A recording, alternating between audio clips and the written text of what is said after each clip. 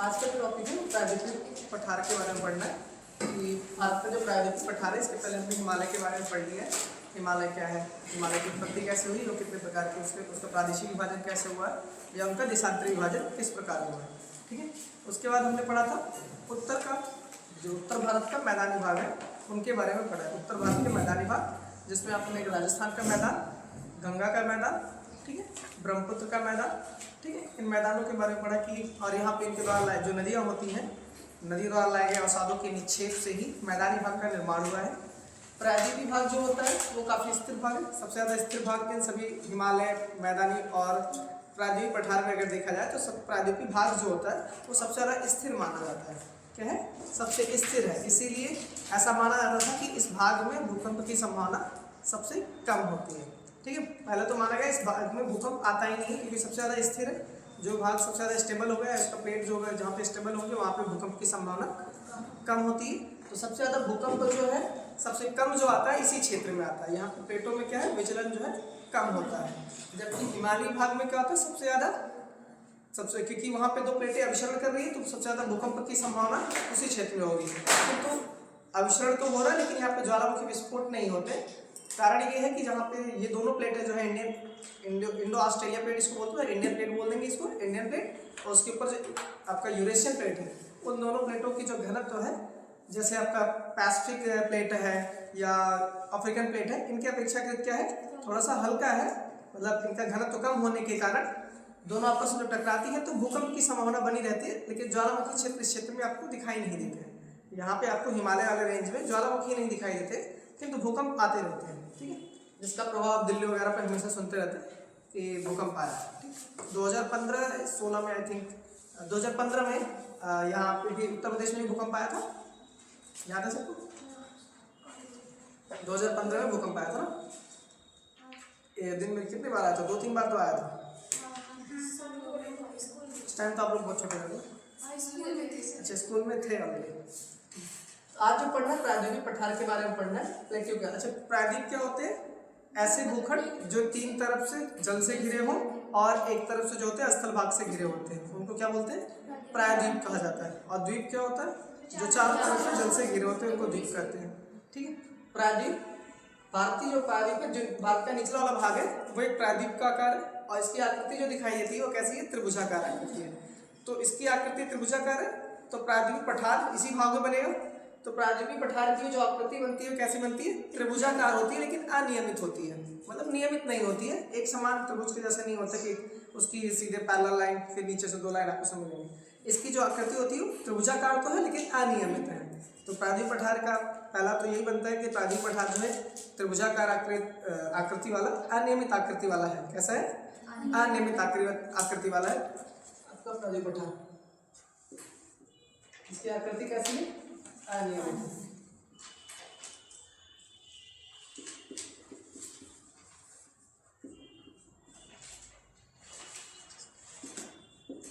एक तो ये प्रायद्वीपीय पठार आपका अनियमित आकृति वाला त्रिभुजाकार है। इसके चारों तरफ जो है जल वाले क्षेत्र आते हैं। इस भाग में आपको चारों तरफ जल दिखाई देगा। ऊपरी वाले भाग में क्या होते हैं? स्थल भाग है। ठीक है, तो ऐसे खंड, ऐसे भूखंड जो तीन तरफ से जल से घिरे हो तथा एक तरफ से स्थल खंड से जुड़े होते हैं या उसके चारों तरफ स्थल खंड होता है एक साइड। ठीक है, तो प्रायद्वीपीय पठार के उत्तर भाग में क्या स्थल है, जबकि और बाकी तीनों साइड में क्या है? जल है। ठीक है, इस साइड में आपको क्या दिखाई दे रहा है? अरब सागर दिखाई दे रहा है। यहाँ पे बंगाल की खाड़ी, नीचे हिंद महासागर दिखाई देता है। ठीक, यहाँ पे आपको अरावली पर्वत दिखाई देती है। अरावली पर्वत इसकी जो उत्तर पश्चिम की सीमा का निर्धारण करता है। ठीक है, अरावली पर्वत, जो अरावली रेंज है वो एक अवशिष्ट पर्वत है, सबसे पुरानी पर्वत है। अरावली पर्वत का जो निर्माण हुआ है वो लगभग 570 मिलियन वर्ष पूर्व हुआ है। ठीक है, और ये प्री कैम्ब्रियन में बना है, एक टाइम पीरियड है प्री कैम्ब्रियन टाइम में अरावली पर्वत का निर्माण हुआ। तो ये इसका जो प्रायद्वीपीय पठार बनेगा उसकी उत्तरी सीमा, अगर यहाँ पे हम प्रायद्वीपीय पठार माने, क्योंकि इसके इधर आपको तटीय मैदान दिखाई देंगे, दोनों साइड में तटीय मैदान रहेगा। तो ये बीच वाला भाग जो आपका क्या है? प्रायद्वीपीय पठार है। इसकी आकृति त्रिभुजाकार है और यहाँ पे भी आपको दिखाई देता है जो शिलांग का पठार है, मेघालय का पठार है। इस क्षेत्र में भी कार्बी एंगलोंग जो बोलते हैं, यहाँ पे भी आपको प्रायद्वीपीय पठार के अंश दिखाई देते हैं उत्तर पूर्वी क्षेत्र में। तो उत्तर पूर्वी भाग में कार्बी एंगलोंग, मेघालय शिलांग का पठार यहाँ पे दिखाई देता है, और अरावली पर्वत इसका जो है उत्तर पश्चिमी सीमा का निर्धारण करता है। इधर ऊपर जाते हैं तो आपको यहाँ पे मालवा का पठार है, बुंदेलखंड का पठार, यहाँ पे आपको मतलब ये इस यहाँ पे आपको बुंदेलखंड, पहले तो मालवा का पठार दिखाई देगा, इसी क्षेत्र में आपको बुंदेलखंड का पठार दिखाई देता है, बगल में आपको जो है बघेलखंड का पठार दिखाई देगा। ठीक है, आगे जाएंगे झारखंड, एमपी और बिहार वाला जो बॉर्डर है वहाँ पे आपको छोटा नागपुर का पठार दिखाई देता है, रांची वाले क्षेत्र में यहाँ पे छोटा नागपुर का पठार दिखाई देता है। इस क्षेत्र में आते हैं महाराष्ट्र कर्नाटक वाले क्षेत्र में, तो आपको जो है यहाँ पे दक्कन का पठार दिखाई देता है, यहाँ पे कौन सा दक्कन का पठार दिखाई देता है। ठीक है, जब इसके नीचे आते हैं छत्तीसगढ़ वाले क्षेत्र में तो वहाँ पे दंडकारण्य, ठीक है, दंडकारण्य का पठार यहाँ इस क्षेत्र में आपको दिखाई देता है। ठीक है, इस वाले क्षेत्र में उड़ीसा हो गया, छत्तीसगढ़ हो गया, एमपी हो गया, ठीक है, आंध्र प्रदेश का कुछ हिस्सा, तेलंगाना का कुछ हिस्सा जो है यहाँ पे आपको दंडकारण्य का पठार दिखाई देता है, इनका नाम याद रखना बस। ठीक, और इसके बाद आपको नीचे आते हैं तेलंगाना का पठार दिखाई देगा, इस तेलंगाना वाले क्षेत्र में जो आपको तेलंगाना का पठार दिखाई देता है, और दंडकारण्य का ही हिस्सा होता है कर्नाटक का पठार, नीचे जो है आपको कर्नाटक का पठार दिखाई दे रहा है, जिसको हम क्या बोलते हैं दक्कन के पठार का ही पार्ट होता है।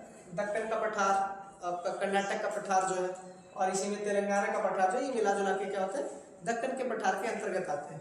ठीक है, तो प्रायद्वीपीय भारत में कई सारी आकृतियां आपको दिखाई, मतलब अलग अलग पठार आपको दिखाई देते हैं। इसमें एक यहाँ पे तो अरावली पर्वत होती है, अरावली पर्वत जो है इसकी उत्तर पश्चिमी सीमा का निर्धारण करता है, और इसके उत्तर पूर्व उत्तरी सीमा का निर्धारण जो होता है आपको विंध्य पर्वत दिखाई देता है। विंध्य पर्वत जो है इसकी उत्तरी सीमा का निर्धारण करता है। यहाँ पे आगे राजमहल की पहाड़ियाँ जो होता है पूर्व साइड में है। ठीक है, यहाँ पे आपको राजमहल की पहाड़ियाँ दिखाई देती हैं, इस साइड में आपको जो है विंध्य साइड दिखाई देता है, कौन सा विंध्य, और यहाँ पे कौन सा है अरावली है, अरावली। ये सब तीनों क्या है इनकी सीमा का निर्धारण कर रहे हैं, ये उत्तर पश्चिम, ये उत्तर में, और इधर जो है पूर्व में आएगा। और इधर आपको ये क्या फैला जो आपका प्रायद्वीपीय पठार है, इस क्षेत्र में कार्बी एंगलोंग तक फैला हुआ, कहाँ तक कार्बी एंगलोंग भी जो है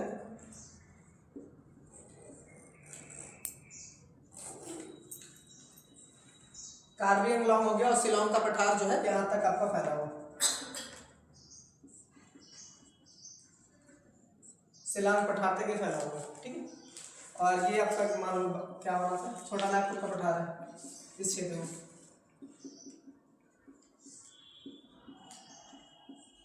और इधर ये मालवा का पठार है।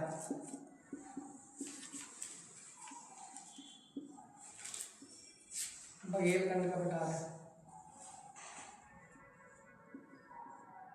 ये बुंदेलखंड का पठार है, इधर आपका दक्कन का पठार है,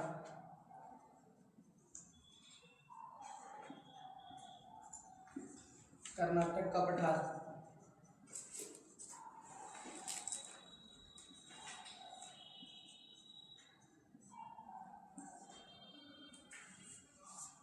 दंडकारण्य पठार है,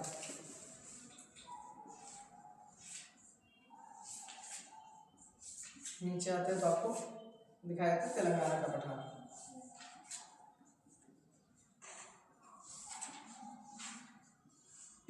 इसके दोनों साइड जो एक तरफ से पूर्वी घाट और एक तरफ से पश्चिमी घाट है, पूर्व साइड में कौन सा पूर्वी घाट है, जबकि पश्चिम साइड में जो है पश्चिमी घाट इसकी सीमा का निर्धारण करते हैं। ठीक है, तो कुछ पठार इन्हीं के बारे में पढ़ना है, टोटल पठार यही है।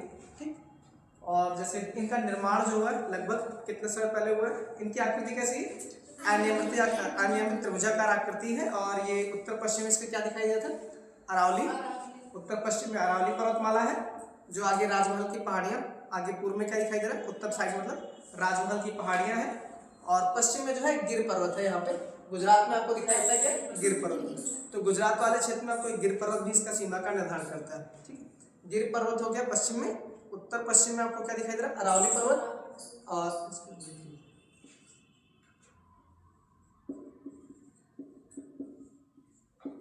अरावली पर्वत, और यहाँ पे आपको जो है गिर पर्वत दिखाई देता है। ऐसे गिर नेशनल पार्क है ना उसी क्षेत्र में एक गिर पर्वत है, एक गिरनार है, दोनों गुजरात में ही है, गिर, गिरनार, मांडव, वर्धा। ठीक है, ये 4-5 जो है आपके गुजरात में ही दिखाई देते हैं। गिर पर्वत, ठीक, गिर पर्वत जो है आपका पश्चिमी सीमा का निर्धारण कर रहे हैं। आगे बढ़ेंगे तो अरावली, फिर उत्तर में जाते हैं तो राजमहल, उत्तर की साइड में क्या है, राजमहल की पहाड़ियाँ हैं और इसका जो मतलब ये सब सीमा का निर्धारण कर रहे हैं। और आगे बढ़ेंगे तो प्रायद्वीप पठार आपको मेघालय में शिलांग का पठार दिखाई दे रहा है। मेघालय की राजधानी क्या है, शिलांग है। और वहीं पे आपको कार्बी एंगलांग वगैरह दिखाई देता है जो असम के क्षेत्र में आता है। थोड़ा सा वो थोड़ा सा पठार जो है वहाँ पे फैला हुआ जो प्रायद्वीपीय पठार का ही हिस्सा है। तो पूछा जाता है वो किस पठार का हिस्सा है, प्रायद्वीपीय पठार का है या अलग से। तो कार्बी एंगलांग हो गया, शिलांग का पठार जो होता है वो किसका पार्ट है, प्रायद्वीपीय पठार का ही हिस्सा है। और इसके बाद नीचे आपको दिखाई देता है कार्डमम इलायची, जो कार्डमम की पहाड़ी है, जिसे हम इलायची की पहाड़ी बोलते हैं, उसे एला पहाड़ी भी कहते हैं। क्या नाम है, एला पहाड़ी। इस बार एग्जाम में वही लेके आया था। ठीक है, एला मतलब इलायची होता है, संस्कृत में क्या बोलते हैं, एला बोलते हैं ना, इला वैसे बोलते हैं, उसमें लिखा एला लिखा। ठीक है, इला की पहाड़ी जो है यहाँ पे है, जहाँ पे मतलब जहाँ पे प्रायद्वीप पठार का अंत होता है, जहाँ पे पश्चिमी घाट पूर्वी घाट आपस में मिलते हैं, उसके नीचे, क्योंकि नीलगिरी पे दोनों मिल जाते हैं, पश्चिमी घाट और पूर्वी घाट जो है उनका मिलन बिंदु जो है नीलगिरी की पहाड़ी है। नीलगिरी की पहाड़ी के नीचे आपको जो है इस क्षेत्र में, तमिलनाडु वाले क्षेत्र में आपको यहाँ पे कार्डमम की पहाड़ी दिखाई देती है। कौन सी पहाड़ी, कार्डमम की पहाड़ी। कार्डमम मतलब इलायची होता है, इसी को हम इलायची की पहाड़ी या कार्डमम की पहाड़ी के नाम से जानते हैं। ये आपके दक्षिणी सीमा का निर्धारण कर रहे हैं।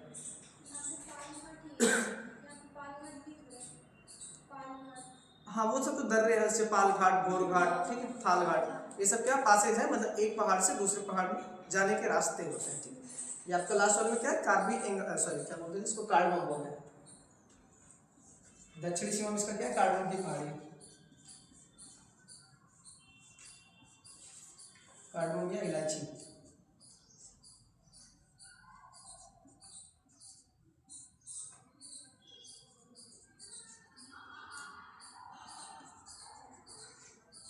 और ये तमिलनाडु में कहाँ पे है, कार्डमम की पहाड़ी जो है कहाँ पे है, तमिलनाडु में। इसमें जो प्रायद्वीप पठार है, इनकी हाइट जो उच्चावच होती है, जैसे कल उत्तर के मैदानी भाग की उच्चावच देखे थे, मतलब ऊंचाई, सागर तल से ऊंचाई में परिवर्तन जो वहाँ पे लगभग 50 से 150 मीटर था। ठीक है, जबकि इनका जो होता है ये 600 से 900 मीटर तक इनकी उच्चावच होती है। कितनी होती है, 600 से 900 मीटर इनमें उच्चावच पाई जाती है। मतलब ऊंचाई में कितना अंतर होता है, औसत ऊंचाई इसकी जो है कितनी है, 600 से 900 मीटर है।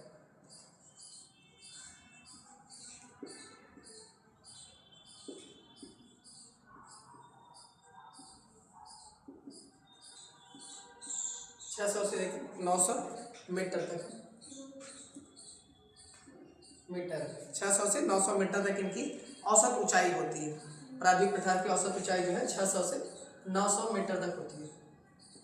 ठीक है, और इनका निर्माण जो हुआ था, जैसे जो पैंजिया था, ठीक, पैंजिया के विभाजन के पश्चात गोंडवाना लैंड बनता है, मतलब अंगारा लैंड गोंडवाना लैंड दोनों बनता है। तो अंगारा लैंड और उत्तरी भाग में और दक्षिणी भाग में क्या था, गोंडवाना लैंड। तो गोंडवाना लैंड का जो विभाजन हुआ था मेसोजोइक ईरा में, क्रिटेशियस टाइम में होता है, मेसोजोइक ईरा में जब विभाजन हुआ था उसी से आपके प्रायद्वीप पठार का निर्माण होता है। उसी टाइम से आपके प्रायद्वीप पठार का निर्माण होता है, जिसमें आग्नेय चट्टाने, ठीक है, रूपांतरित चट्टाने, जो यहाँ पे क्रिटेशियस टाइम में ज्वालामुखी विस्फोट होता है, ज्वालामुखी विस्फोट के पश्चात आग्नेय चट्टाने वहाँ से मतलब आग्नेय सैल बनती है। ठंडे होने के पश्चात मैग्मा के लावा और मैग्मा के ठंडा होने के पश्चात जो है बेसाल्ट चट्टानों में परिवर्तित होती हैं, बेसाल्ट ग्रेनाइट वगैरह में परिवर्तित होकर, और ये सब कैसी चट्टानें, आग्नेय चट्टानें होती हैं। और प्रायद्वीप पठार में जो आपको चट्टान दिखाई देती है वो या तो आग्नेय है या मैक्सिमम जो है रूपांतरित, उन्हीं का रूपांतरण हुआ। तो इस क्षेत्र में आपको जो भी पठार दिखाई दे रहा है वो मतलब सैल या चट्टानें दिखाई देती हैं, वो आग्नेय और रूपांतरित होती हैं। कैसी होती हैं, आग्नेय और रूपांतरित चट्टानें यहाँ पर पाई जाती हैं।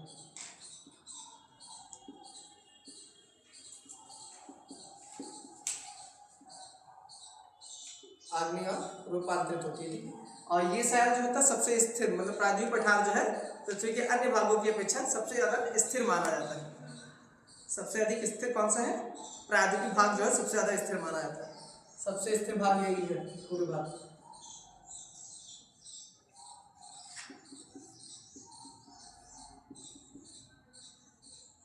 सर्वाधिक स्थिर भाग जो है आपका कौन सा है, प्रायद्वीप पठार में। प्रायद्वीप पठार जो है सबसे ज्यादा स्थिर भाग है। तो स्थिर भाग होने की वजह से इसको सबसे ज्यादा भूकंप की संभावना भी इस क्षेत्र में क्या होती है, सबसे कम होती है। भूकंप जो है सबसे कम इसी क्षेत्र में आते हैं। पहले ऐसा माना जाता था कि इस क्षेत्र में भूकंप दिखाई नहीं दिए, तो सबसे इसीलिए इसको माना कि बहुत मतलब इतना स्थिर है कि इसमें भूकंप की संभावना ही बिल्कुल नहीं है। किंतु बीते कुछ समय पहले मतलब यहाँ पे भूकंप दिखाई दिए, ठीक है। भूकंप दिखाई देने की वजह से इसको माना गया कि ये इनकी अपेक्षाकृत तो स्थिर है बट स्थिर नहीं है, ठीक है, इतना ज़्यादा मतलब वो स्थिर नहीं है। यहाँ पे कुछ नदियाँ भी दिखाई देती हैं, ठीक है। अब देखो प्रायद्वीप पठार का जो ढलान है, ठीक है, जब हम उत्तर की साइड में देखते हैं, ऊपर की साइड में, तो यहाँ पे आपको सतपुड़ा और विंध्य की पर्वत दिखाई देती है, सतपुड़ा और विंध्य। तो सतपुड़ा और विंध्य तो इसके बीच में दो नदियाँ निकलती हैं, एक तो नर्मदा और तापी, उनको भी छोड़ते हैं, ठीक है। ऊपर जो नदियाँ निकलती हैं जैसे सोन हो गया, ठीक है, चंबल हो गया, ये सब नदियाँ जो है कौन से डायरेक्शन में जाती है, उत्तर की दिशा में जाती है। इससे पता चलता है कि प्रायद्वीप पठार का जो उत्तरी भाग है उसका जो ढलान है वो उत्तर की दिशा में है, मतलब दक्षिण से उत्तर की दिशा में। तो इस वाले पार्ट में ढलान हमेशा दक्षिण से उत्तर की दिशा में। उदाहरण के रूप में आप चंबल नदी और सोन नदी देख सकते हैं कि वो जो किस दिशा में बहती है, उत्तर की दिशा में। सोन नदी बिहार में चली जाती है और चंबल जो है यमुना में मिलती है, ठीक है। चंबल जो है किसमें मिलती है, यमुना में मिलती है। कहाँ पे, इटावा में, इटावा डिस्ट्रिक्ट में उत्तर प्रदेश के चंबल जो है यमुना से मिल जाती है। तो ये वाला पार्ट जो होता है मतलब किधर इसका ढलान है, उत्तर की दिशा में। लेकिन जब अगर पूर्व की साइड देखते हैं, इस साइड में जाते हैं, तो यहाँ पे जितनी नदियाँ आपको प्रायद्वीप की नदियाँ दिखाई देती हैं, चाहे गोदावरी हो, कृष्णा हो, पहले गोदावरी, कृष्णा, कावेरी, ठीक है, ये 3-4 नदियाँ जो पेन्नार वगैरह भी है, ये सभी नदियाँ जो है पूर्व दिशा में जाती है। किस दिशा में जाती है, पूर्व की दिशा में। तो प्रायद्वीप पठार का जो ढलान है वो किस दिशा में है, साउथ अगर डायरेक्शन में देखेंगे, दक्षिणी भाग में देखेंगे तो पश्चिम से पूर्व की तरफ है, किंतु उत्तरी भाग में किधर है, दक्षिण से उत्तर की तरफ, ठीक है। ये दोनों पॉइंट भी आप मेंशन कर लेना कि प्रायद्वीप पठार का जो ढलान है वो दक्षिणी भाग में पश्चिम से पूर्व की तरफ, किंतु उत्तरी भाग में दक्षिण से उत्तर की तरफ, दक्षिण से उत्तर की तरफ। उदाहरण के रूप में जरूर लिखना, उत्तर से दक्षिण जो आप इधर लिख रहे हो प्रायद्वीप पठार के ऊपरी भाग में, उसमें आप सोन और चंबल इत्यादि नदियाँ लिख सकते हैं, ठीक है।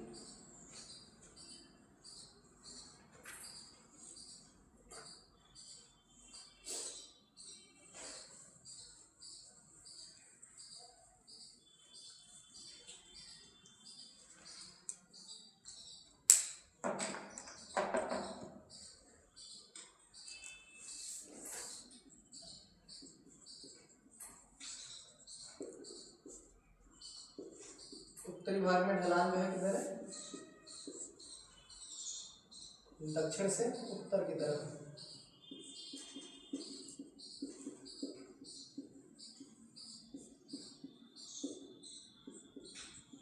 उदाहरण के रूप में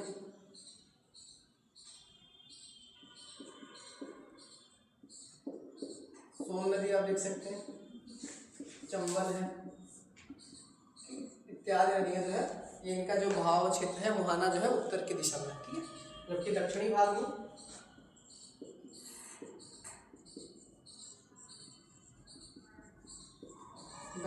में जो ढलान है वो पश्चिम से पूर्व की तरफ है।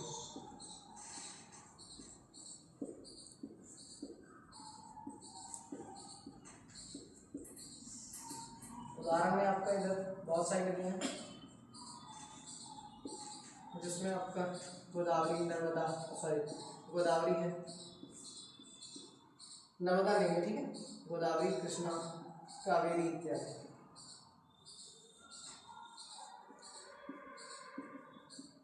कावेरी, महानदी, दामोदर, कई सारी नदियाँ हैं, ठीक, आप इनको लिख सकते हैं।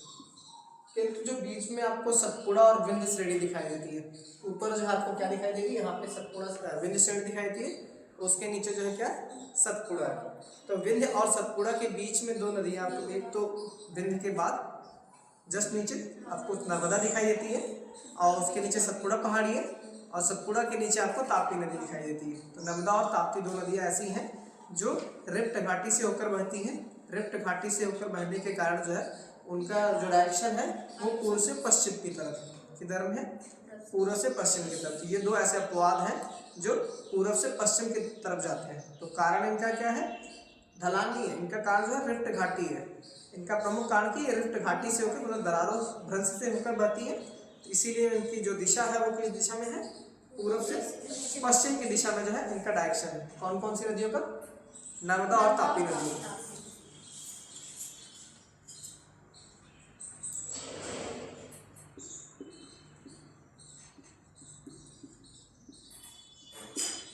नर्मदा और ताप्ती दो ऐसी नदियां हैं जो रिफ्ट घाटी से होकर बहती है, कहाँ से जाती है, इनका डायरेक्शन है पूर्व से पश्चिम।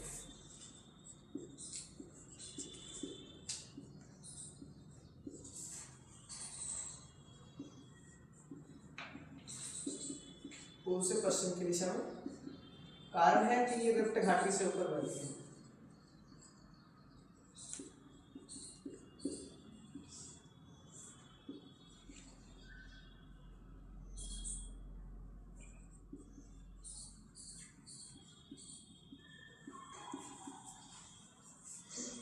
नर्मदा विंध्य, जो विंध्य श्रृंखला है, विंध्य के नीचे आपको नर्मदा नदी दिखाई देती है और उसके नीचे सतपुड़ा पहाड़ी है। ठीक है, ऊपर क्या है, विंध्य है, विंध्य के नीचे इसे विंध्य पर्वत श्रेणी है। ठीक है, और इसी के नीचे आपको एक नदी दिखाई देगी जिसका नाम क्या है, नर्मदा है। और उसके ऊपर फिर नीचे आपको जो है सतपुड़ा रेंज दिखाई देगा और सतपुड़ा के नीचे क्या है, तापी नदी, तापी नदी। ठीक है, तो एग्जाम में क्वेश्चन पूछा आता है कौन सी ऐसी नदी है जो दो पर्वत श्रेणियों, दो पर्वत श्रृंखलाओं के बीच में है, जिसमें से कौन सी नदी है, नर्मदा नदी, जो विंध्य और सतपुड़ा के बीच में। ठीक है, विंध्य और सतपुड़ा के बीच में प्रवाहित होती है। ठीक है, इसको याद रखना। इसके अलावा जो प्रायद्वीप पठार होता है, इसको पठारों का भी पठार कहते हैं। क्या बोलते हैं, पठारों का भी पठार कहा जाता है। प्रायद्वीप पठार को पठारों का पठार भी कहते हैं।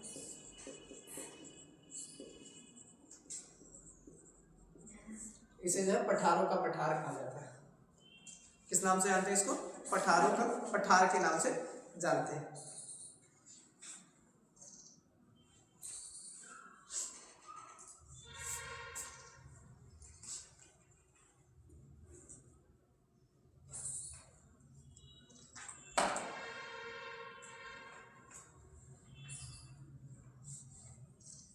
ठीक है,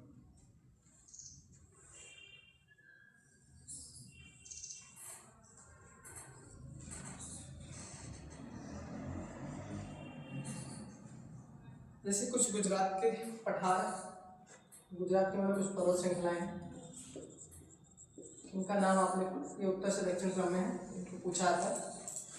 गुजरात के उत्तर से दक्षिण क्रम में।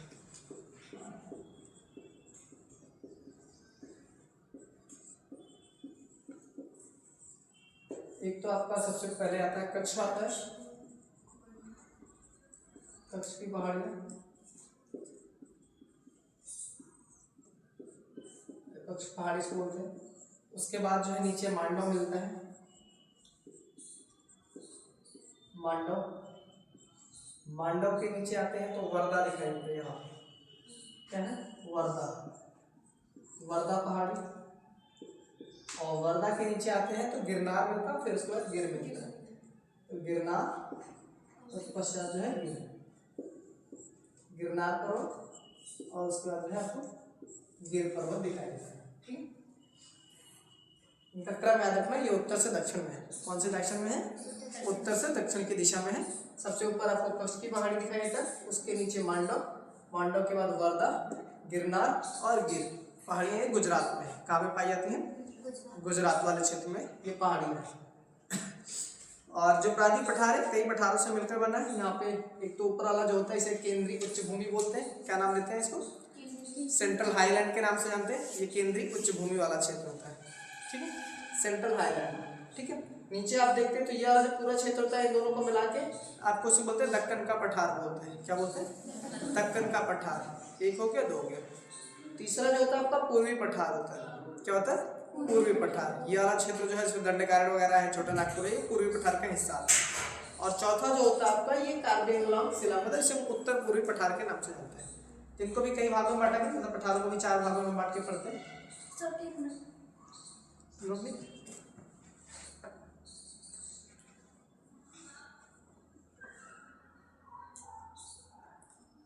ये सब पहाड़ियाँ हिल्स ही हैं। ठीक है, गिरनार हिल्स है, गिर है, वर्धा है, मांडव है, कच्छ की पहाड़ियाँ।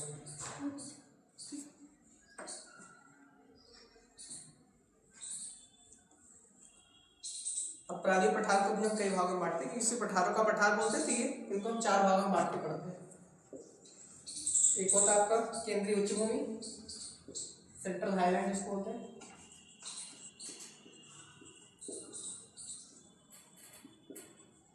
केंद्रीय उच्च भूमि। दूसरा आपका है पूर्वी पठार,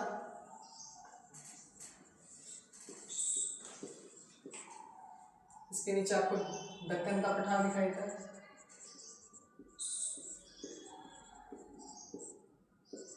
और चौथा आपका कार्बी गोला, मतलब इसको हम बोलेंगे उत्तर पूर्वी पठार। कौन सा पठार है? उत्तर पूर्वी पठार। अब जो केंद्रीय उच्च भूमि का पठार है, इसे भी कई पठार अलग अलग, जिसमें आपको सबसे पहले यहाँ पे हम मालवा के अरावली पहाड़ी के पास में एक तो अरावली पर्वत पड़ते हैं, ठीक है, अरावली की पहाड़ियाँ।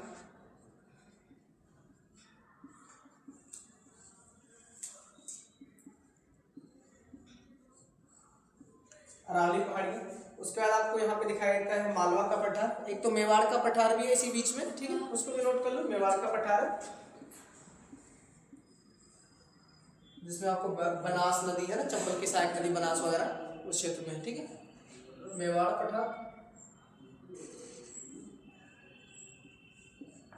इसके बाद ये बड़ा वाला जो मालवा का पठार, मेवाड़ फिर मालवा, ठीक है।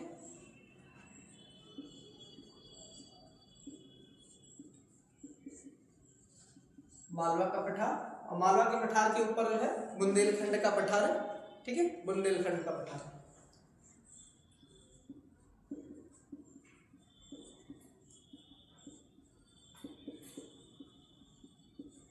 और बुंदेलखंड के जस्ट बगल में आप देखेंगे मालवा के बगल में तो बघेलखंड का पठार दिखाई देता है।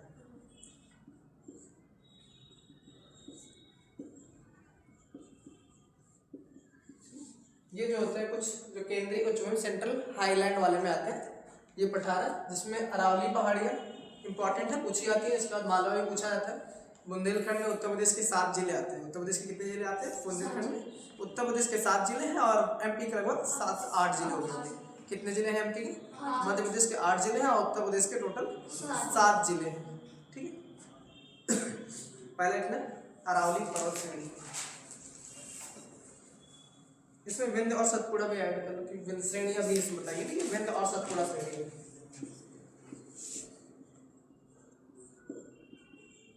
विंध्य श्रेणी और सतपुड़ा श्रेणी।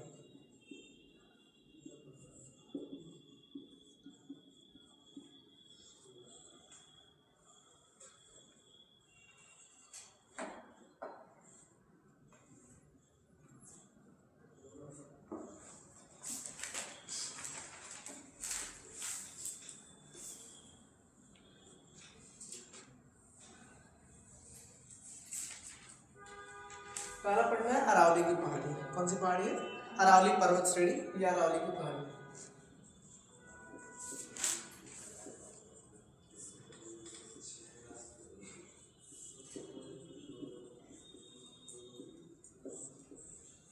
अरावली पर्वत श्रेणी का जो डायरेक्शन है, सबसे पहले तो यही एग्जाम में पूछा जाता है, इसका दिशा जो है उत्तर पूर्व से दक्षिण पश्चिम की दिशा में है। तो अरावली पर्वत की जो डायरेक्शन है किस दिशा में है? ये उत्तर पूर्व से दक्षिण पश्चिम की, उत्तर पूर्व ये दक्षिण पश्चिम की दिशा में है।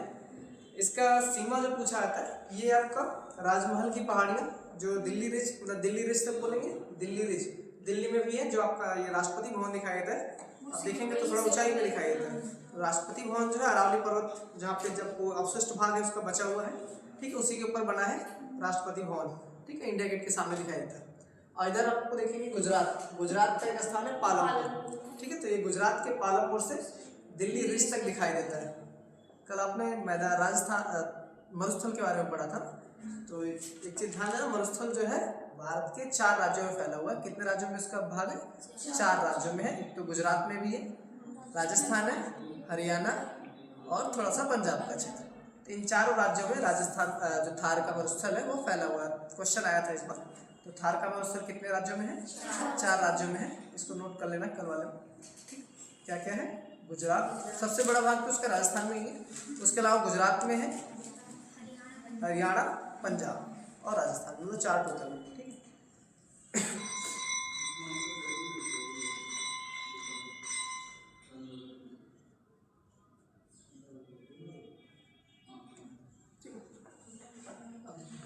अरावली पर्वत की जो उत्पत्ति होती है वो प्री कैम्ब्रियन टाइम में कब हुई थी?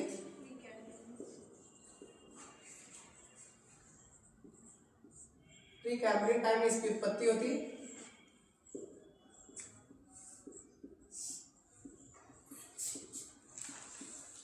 इसकी उत्पत्ति होती है। इस आधार पे देखा जाए तो जितने भी पर्वत आप पढ़ेंगे भारत में, उन सभी में सबसे पुरानी कौन सी है? अरावली पहाड़ी। तो ये डायरेक्ट पूछा जाता है कि अरावली पहाड़ी की उत्पत्ति कौन से टाइम में हुई है? तो प्री कैम्ब्रियन टाइम में हुई है। और इसका जो लगभग समय बताया जाता है वो 570 बिलियन वर्ष पूर्व है, मिलियन वर्ष पूर्व, 570 मिलियन वर्ष पूर्व। ठीक है। और इसका डायरेक्शन ये किस दिशा में फैला हुआ है? उत्तर पूर्व से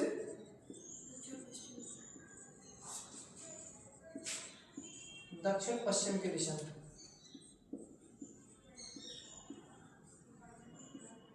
दक्षिण पश्चिम की दिशा में है। और टोटल इसकी लंबाई जो है अगर लगभग में देखेंगे, रिज की लंबाई लगभग दिल्ली से लेकर आपका गुजरात के पालनपुर तक की जो इसकी टोटल लंबाई है वो 800 किलोमीटर, लगभग कितना है? 800 किलोमीटर इसकी टोटल लंबाई है।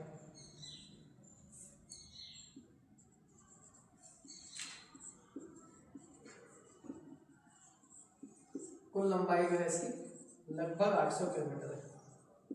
ठीक है।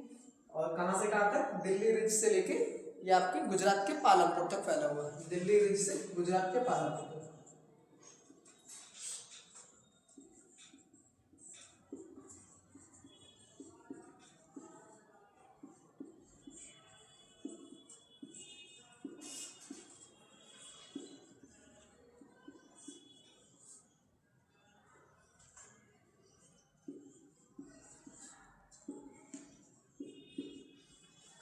दिल्ली रिज से गुजरात के पालनपुर तक। ठीक। मालवा का पठार जो है इसे, मालवा का पठार दक्षिण के प्रायद्वीप पठार जो है, यहाँ बीच में मालवा का पठार दिखाई दे रहा है। ठीक है। ये आपका अरावली पहाड़ी है और इसके नीचे क्या है? मालवा का पठार। यहाँ पे आपको मेवाड़ का भी पठार दिखाई देता है। ठीक है। इन दोनों को क्या है? अलग करता है। मेवाड़ का पठार जो है इनसे अलग करता है, एक दूसरे से क्या करता है? अलग करता है। इनकी टोटल लंबाई 800 किलोमीटर है और इनकी टाइम पीरियड कब है? प्री कैम्ब्रियन टाइम में लगभग 570 मिलियन वर्ष पूर्व इनकी उत्पत्ति होती है। ठीक है। एग्जाम में पूछा है। और इसी पे एक पहाड़ी है, इसकी सबसे ऊंची चोटी जिसका नाम है गुरु शिखर है। क्या नाम है? गुरु शिखर। और उसकी टोटल हाइट जो है 1722 मतलब 1722 ठीक मीटर है। इसकी सबसे ऊंची चोटी कौन सी है? गुरु शिखर है।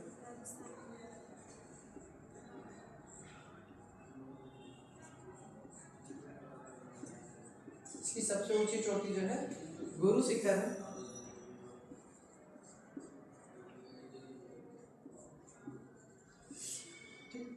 जो कहाँ पे है? माउंट आबू है, माउंट आबू के पास, माउंट आबू पे स्थित है। इसकी लंबाई 1722 मीटर, 1722 मीटर ये इसकी हाइट है, ऊंचाई है। इसकी टोटल हाइट जो है, सबसे ऊंची चोटी है ना, तो इसकी टोटल हाइट कितनी है? 1722 मीटर है, जो कि माउंट आबू में स्थित है, अर्थात राजस्थान में।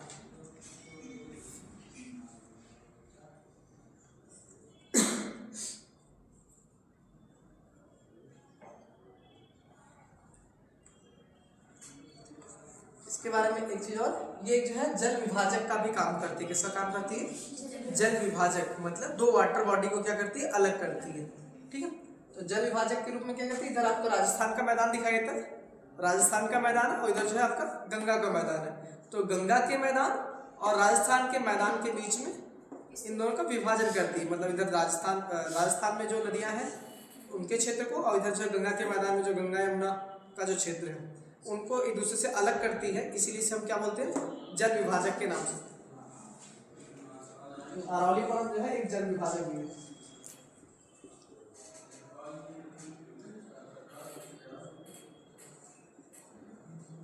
जो कि राजस्थान के मैदान को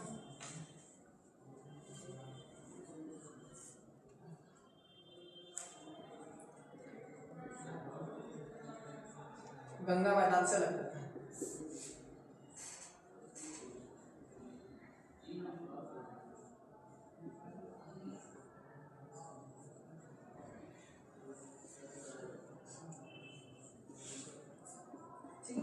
जो कि राजस्थान के मैदान को जो है गंगा के मैदान से अलग करता है। ये जल विभाजक के रूप में काम करता है। अरावली के बारे में इतना। तो यहाँ पे एक नदी है, ठीक है, उसका नाम है लूनी नदी। कौन सी नदी है? लूनी नदी है, जो कि अरावली की पहाड़ी से निकलती है और एक तरह से ये अपने मुहाने तक नहीं पहुँच पाती है, ठीक है, और ये मुहाने से पहले ही विलीन हो जाती है। थार की मतलब जो रेगिस्तान है, रेगिस्तान में ही क्या होती है, ये कच्छ की खाड़ी से पहले ही मतलब उसी क्षेत्र रेगिस्तान में ही एक तरह से विलीन हो जाती है, अपने मुहाने तक नहीं पहुँचती है। इसीलिए इसे हम अंतःस्थली अपवाह तंत्र। एक लूनी नदी यहीं पे है जो अरावली से निकलती है। कौन सी नदी है? लूनी नदी। और ये अपने मुहाने तक नहीं पहुंच पाती है, जिसलिए इसको क्या बोलते हैं? अंतःस्थलीय अपवाह तंत्र का उदाहरण मानते हैं। अंतःस्थलीय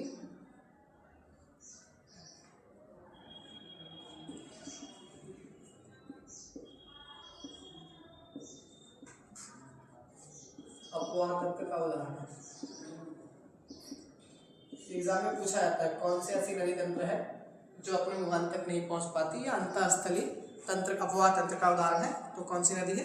लूनी नदी, जो कि अरावली पर्वत श्रेणी से ही निकलती है। कहाँ से निकलती है? अरावली पर्वत श्रेणी से ही निकलती है। और अरावली पर्वत श्रेणी से एक और नदी निकलती है जो बनास नदी होती है। कौन सी नदी है? बनास नदी, जो कि आपके मालवा के पठार मेवाड़ का जो पठार दिखाई देता है, अरावली के जस्ट नीचे मेवाड़ का पठार है, तो मेवाड़ के पठार में प्रवाहित होती है, वो बनास नदी है। और बनास नदी चंबल की सहायक नदी होती है। किसकी सहायक नदी है?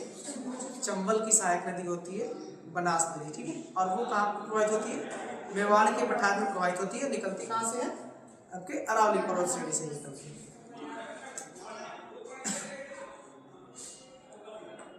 अगला जो मेवाड़ का पठार है, मेवाड़ का पठार, और इस क्षेत्र में जो है आपको चूना पत्थर वगैरह दिखाई देते हैं, लाल बलुआ पत्थर वगैरह दिखाई देते हैं, ठीक है। और यहाँ पे कुछ खनिज भी पाए जाते हैं, जिसमें सीसा हो गया, तांबा हो गया, इत्यादि पाए जाते हैं, ठीक है। सीसा, तांबा, चांदी, ठीक है, ये इस क्षेत्र में आपको अरावली के पहाड़ी वाले क्षेत्र में पाया जाता है।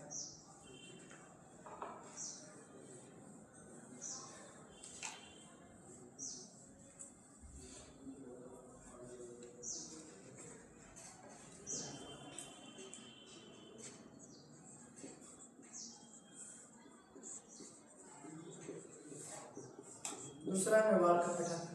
मेवाड़ का पठार जो है, इसके बारे में ज़्यादा कुछ नहीं पढ़ना, बस ये इतना जान लेना कि ये जो है आपका गुजरात और कहाँ पे, राजस्थान और मध्य प्रदेश। मेवाड़ का पठार कहाँ पे है?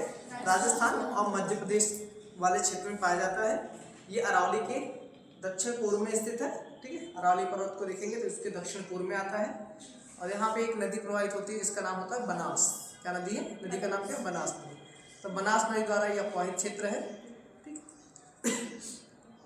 और ये मालवा के पठार से मेवाड़ के पठार मतलब अरावली पर्वत को, अरावली पहाड़ी को मालवा के पठार से अलग करती है, ठीक। और बनास नदी जो है इसमें प्रवाहित वाला, ये अरावली पहाड़ी,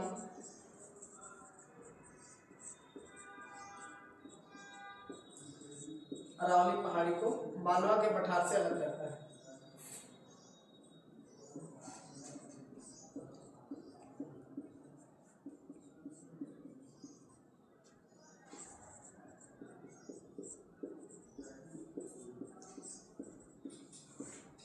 तो अरावली को क्या करता है? मालवा के पठार से अलग करता है। इस क्षेत्र में आपको मेवाड़ का पठार दिखाई देता है, ये मालवा का पठार है, ये अरावली का पहाड़, ठीक है। अरावली पहाड़ी है।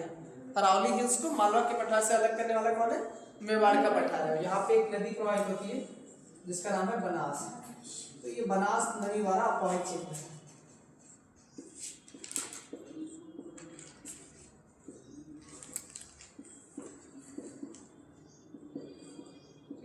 और बनास नदी किसकी सहायक नदी है? चंबल की सहायक नदी है।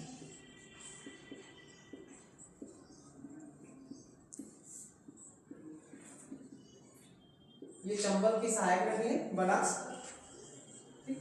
और चंबल जो है किसकी सहायक नदी है? यमुना की सहायक नदी।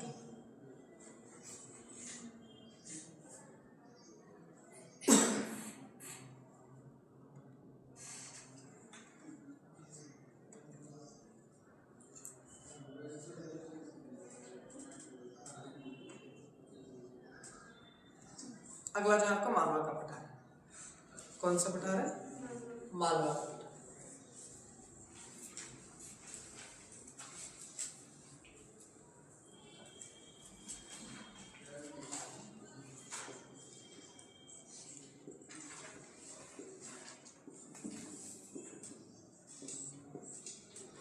मालवा का पठार जो है यहाँ पे बुंदेलखंड का थोड़ा सा ये इस क्षेत्र में, ठीक है।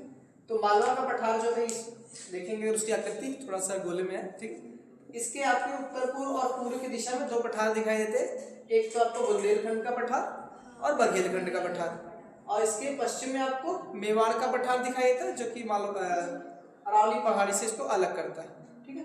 और इसके दक्षिण में आपको विंध्य श्रेणी दिखाई देती है। कौन सी श्रेणी दिखाई देती है? विंध्य श्रेणी जो है आपके मालवा के पठार के दक्षिण में स्थित है।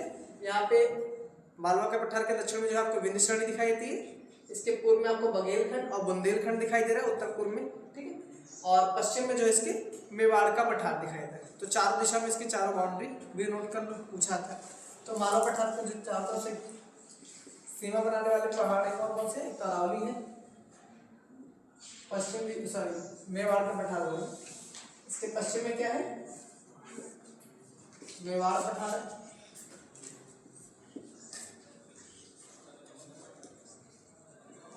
पूर्व की दिशा में आपको बघेलखंड व बुंदेलखंड दिखाई देता है, जबकि दक्षिण की दिशा में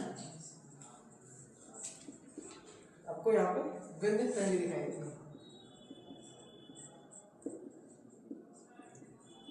क्या दिखाई देता है? विंध्य श्रेणी मालवा के पठार के दक्षिण में। इनका जो निर्माण हुआ है वो बेसाल्ट चट्टानों से होता है। कौन सी चट्टानों से होता है? बेसाल्ट चट्टानों। बेसाल्ट चट्टानें जो एक तरह से आग्नेय शैल है। कैसी शैल है? आग्नेय शैल। तो इनका निर्माण किससे हुआ? बेसाल्ट शैलों से हुआ। इसको देखो, इनका निर्माण बेसाल्ट शैलों से, अर्थात ये चट्टानें जो होती है कौन से, जो आपका मालवा का पठार है ये कौन से चट्टानों से बनी है? बेसाल्ट चट्टानों से निर्मित चट्टान। इसको आपको बेसाल्ट चट्टानों से निर्मित चट्टान है। और बेसाल्ट चट्टानों के अपर्दन और अपक्षय के फलस्वरूप ही काली मिट्टी का निर्माण होता है। तो बेसाल्ट चट्टानों के अपक्षरण से काली मिट्टी, बेसाल्ट चट्टानों के अपक्षरण से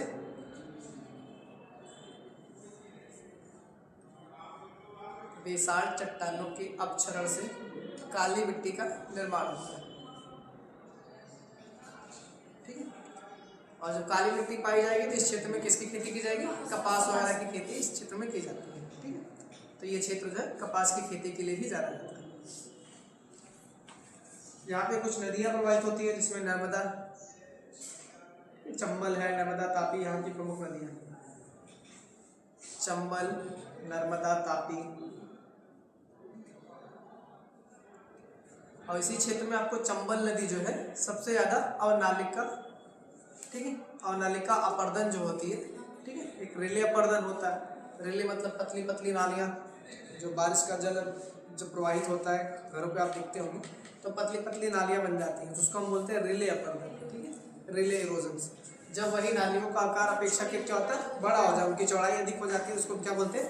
अवनालिका। मतलब पूरी नाली उसकी जो है चौड़ाई उसकी बढ़ जाती है, ठीक है, अपर्दन ज़्यादा होता है वहाँ पर।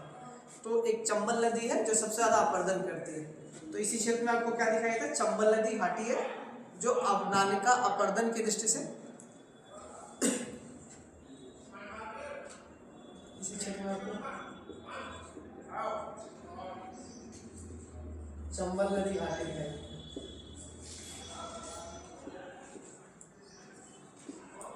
जो अवनालिका अपर्दन,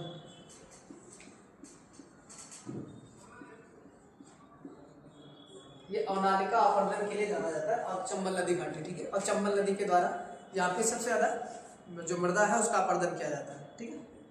चंबल नदी के द्वारा सबसे ज़्यादा अपर्दन यहाँ पे किया जाता है। इसलिए आपको यहाँ पे थोड़ा बहुत गड्ढे वगैरह दिखाए देते हैं, चंबल वाले क्षेत्र में बीहड़ वगैरह दिखाया जाता है। तो उसका जो अपर्दन होता है उस क्षेत्र को जो भी थोड़ा कहीं बीच बीच में उठे हुए पहाड़ी क्षेत्र दिखाए थे। मालवा के पठार में कुछ उठे हुए दिखाए थे, तो वो क्षेत्र उसको हम क्या बोलते हैं, बीहड़ या उत्खात भूमि के नाम से जानते हैं। किस नाम से जानते हैं? उसको जो है उत्खात भूमि या बीहड़ के नाम से जानते हैं।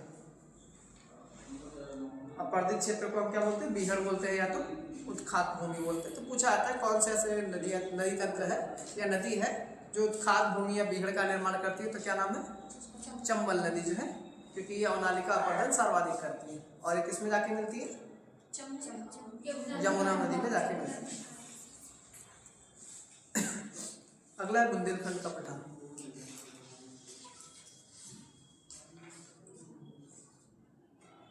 क्या नाम है? बुंदेलखंड का पठार।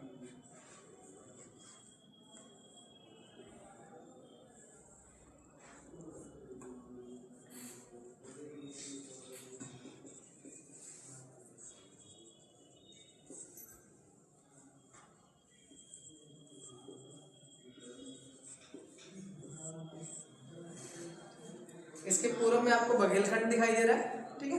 उसके लगभग पूर्व में आपको क्या दिखाई देता है? बघेलखंड दिखाई देता है, जबकि पश्चिम में आपको मालवा का पठार दिखाई देता है, ठीक है। और दक्षिण में क्या मिलता है?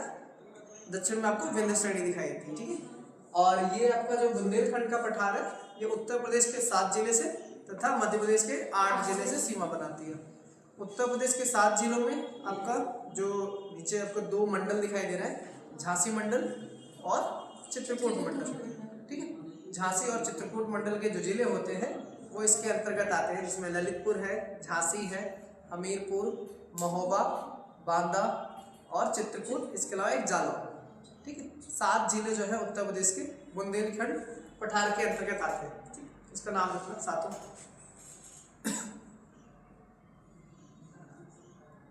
उत्तर प्रदेश के 7 जिले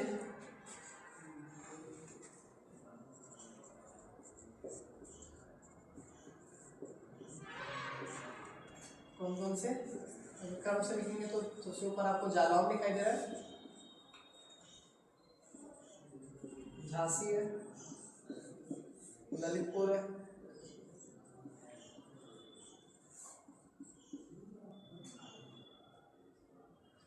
हमीरपुर,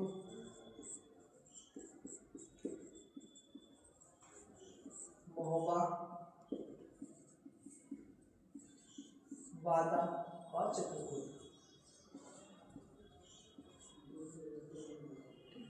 उत्तर प्रदेश के 7 जिलों में फैला हुआ है, इसको याद रखना। 7 जिले उत्तर प्रदेश के पूछे आते हैं। एमपी का भी 8 जिला है, उसके नाम लिखना। आपके बगल में छतरपुर, मतलब यहाँ से पास में है, ठीक है। तो एक छतरपुर है, छतरपुर, दतिया, उत्तर प्रदेश के जिले, एमपी का मतलब छतरपुर, दतिया, पन्ना, टीकमगढ़, सागर,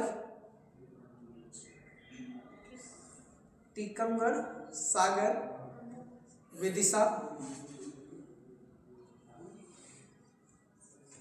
दामोह, ठीक है। और एक है निमाड़ी।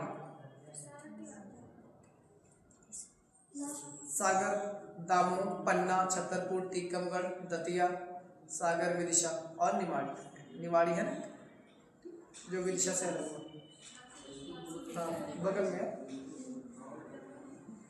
इनका जो निर्माण होता है वो ग्रेनाइट और नीच चट्टानों से हुआ है। किससे हुआ है? ग्रेनाइट और नीच चट्टानें होती है। ये भी किसके पार्ट होते हैं? ग्रेनाइट किसका पार्ट है? कौन सी सैलों के अंतर्गत आता है? आग्नेय औषधि बेटा, आग्नेय के अंतर्गत भी हम पढ़े थे ना। तो ये आपका जो बुंदेलखंड का पठार है ये किससे निर्मित है? ग्रेनाइट और नीच चट्टानों से निर्मित है।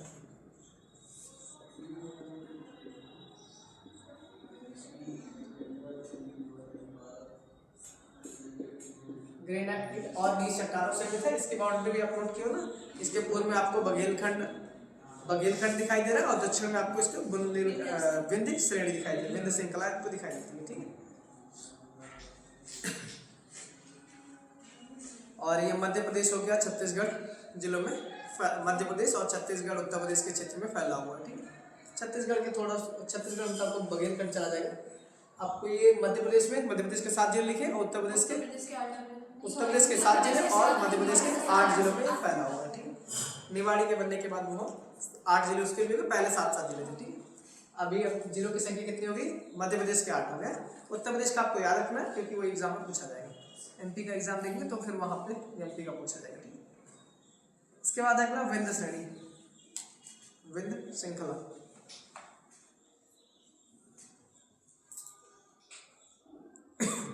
विंध्य श्रृंखला ये गुजरात, मध्य प्रदेश, उत्तर प्रदेश और बिहार, छत्तीसगढ़। ठीक है, विंध्य श्रृंखला।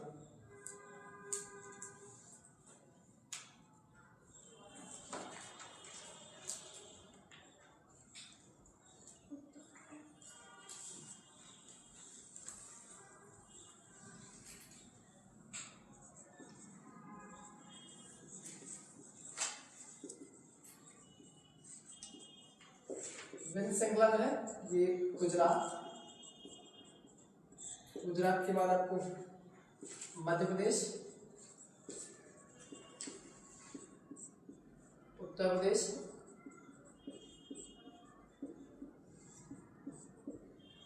और छत्तीसगढ़। छत्तीसगढ़ राज्यों में ये फैला, 4 राज्यों में फैला हुआ है। ठीक,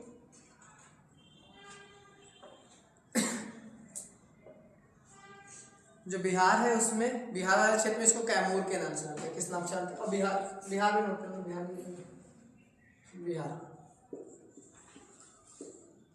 और बिहार में इसको हम किस नाम से जानते हैं? कैमूर श्रृंखला के नाम से जानते हैं। बिहार में इसको कैमूर बोलते हैं। तो सबसे इसका पूर्वी भाग क्या होगा? कैमूर होगा। क्या नाम है? कैमूर जो है इसका सबसे पूर्वी भाग है।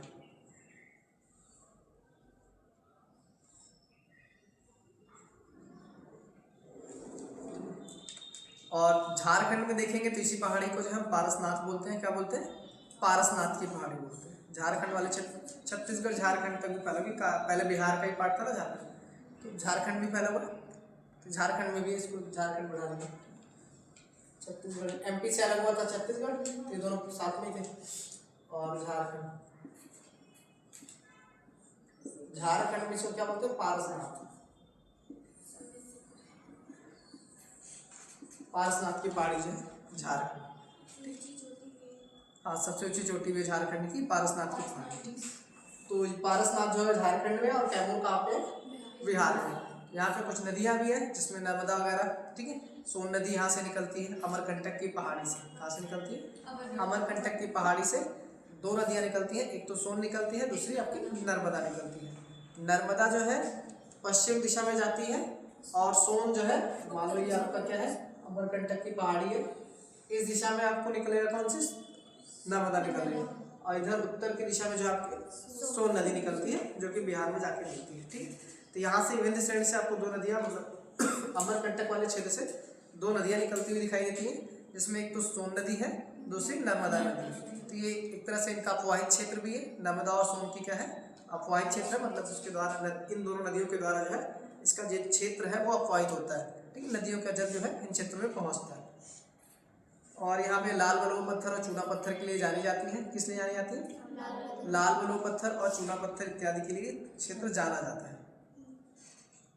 ठीक, और एक खास बात इसकी है, यहाँ पे लाल बलुआ पत्थर और चूना पत्थर ये भी होते हैं।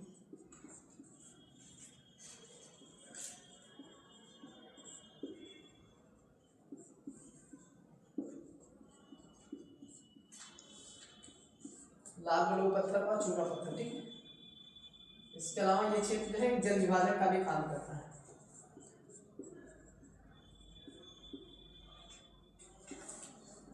जल विभाजक का भी काम करता है। और ये उत्तर मैदानी भाग जो है, उत्तरी मैदानी भाग को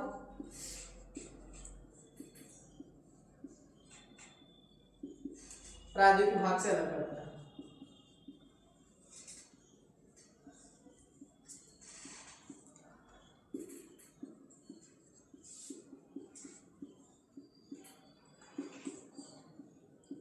तो आपका जो विंध्य श्रृंखला है एक तरह से ये भी जल विभाजक का काम करती है। इसके पहले आपने अरावली पढ़ा था। अरावली भी क्या थी? एक जल विभाजक थी जो कि राजस्थान के मैदान को उत्तरी मैदान से या गंगा के मैदान से अलग करती थी। ठीक, और ये किसको अलग करती है? उत्तरी मैदान को प्रायद्वीपीय भारत से अलग करती है। जो प्रायद्वीपीय भारत है, ये प्रायद्वीपीय भाग है, उससे अलग करती है। तो ये एक तरह से क्या हुआ? विंध्य श्रृंखला क्या है? जल विभाजक का भी काम कर रही है।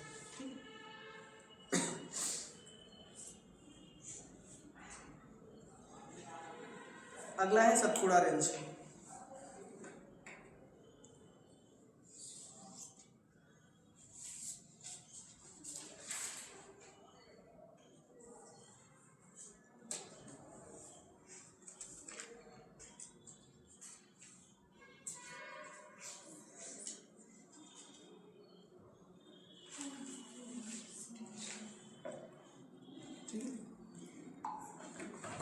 सतपुड़ा श्रेणी, सतपुड़ा श्रेणी।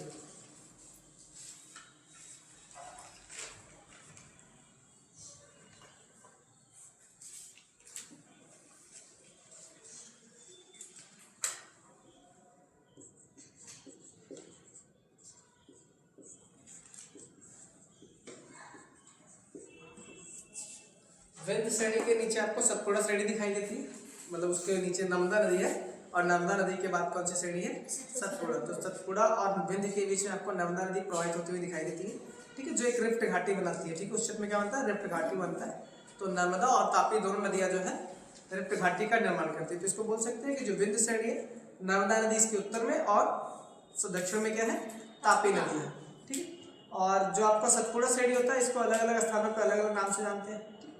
इसको जो है आप पूर्व साइड में जाएंगे तो इसको मैकाल और महादेव क्या नाम बोलते हैं, एक तो मैकाल है और महादेव। तो पूर्वी भाग में इसको मैकाल बोलते हैं, सबसे पूर्वी भाग इसका मैकाल होता है, और बीच वाले भाग में क्या बोलते हैं, महादेव बोलते हैं। जबकि गुजरात वाले क्षेत्र में इसको क्या बोलते हैं, राजपीपला करके, क्या नाम है, राजपीपला। जो गुजरात वाला क्षेत्र है, पश्चिम भाग है, इसको राजपीपला, बीच में महादेव और लास्ट में मैकाल। अगर मान लो ये सतपुड़ा श्रेणी है, इसको 3 भागों में पढ़ते हैं। ये वाला क्षेत्र गुजरात का सबसे पश्चिम भाग में राजपीपला करके है, राजपीपला, बीच वाला जो है महादेव है, और लास्ट में आपको मैकाल श्रेणी दिखाई देती है। ये तीनों जो है सतपुड़ा के ही पार्ट है, अलग अलग क्षेत्रों में इनको अलग अलग नाम से जानते हैं। राजपीपला, महादेव और मैकाल सतपुड़ा श्रेणी के ही पार्ट है, ठीक है। इनका क्रम याद रखना, पूछा आता है। ऐसे ऊपर जो आप पढ़े थे विंध्य का, तो विंध्य में आपको कैमूर और क्या दिखाई दिया, पारसनाथ दिखाई दिया, ठीक। और बीच उससे पहले अमरकंटक, ठीक। जैसे विंध्य श्रेणी पढ़ता है तो इधर पूरा विंध्य नाम रहा है, उसके लास्ट इस क्षेत्र में आपको किनारे मध्य प्रदेश में ही आपको दिखाई देता है, यहाँ पे अमरकंटक। आगे बढ़ते इधर कैमूर दिखाई देता है, और इस साइड आगे बढ़ते तो आपको झारखंड में आपको पारसनाथ की पहाड़ी दिखाई देती है, ठीक है। तो पारसनाथ की पहाड़ी क्या होगी, पूर्व में है, क्योंकि अमरकंटक जो है इसके पश्चिम में, पारसनाथ की पहाड़ी के पश्चिम में अमरकंटक दिखाई देता है, ठीक है। इन दोनों में भी अरेंज करने के लिए आ सकता है एग्जाम में कि अमरकंटक किस दिशा में है और पारसनाथ। लोकेशन याद रहेगा तो फिर एमपी आपको पता है कि झारखंड से किधर है, पश्चिम में है। एमपी जो है झारखंड के पश्चिम में है, तो अमरकंटक भी पश्चिम में ही होगा, ठीक है। वैसे इनका भी पूछा जाता है कि पश्चिम से पूर्व या पूर्व से पश्चिम में अरेंज करने के लिए आ सकता है, ठीक है। 3-4 ये नाम रहेंगे, हो सकता है गुजरात वाला एक साथ में नाम दे दिया, वर्धा वगैरह, ठीक। उनके साथ अरेंज करेंगे तो वर्धा जो है सबसे पश्चिम में आ जाएगा, अरे बाकी किधर चले जाएंगे, सब पूर्व में चले जाएंगे। और इसमें एक सबसे ऊंची चोटी जो इसकी है मैकाल श्रेणी में आती है, ठीक। उसका नाम है सॉरी धूपगढ़ की चोटी, जो महादेव में आती है। महादेव की सबसे ऊंची चोटी कौन सी है, धूपगढ़, इसी महादेव में आती है। क्या नाम है, धूपगढ़।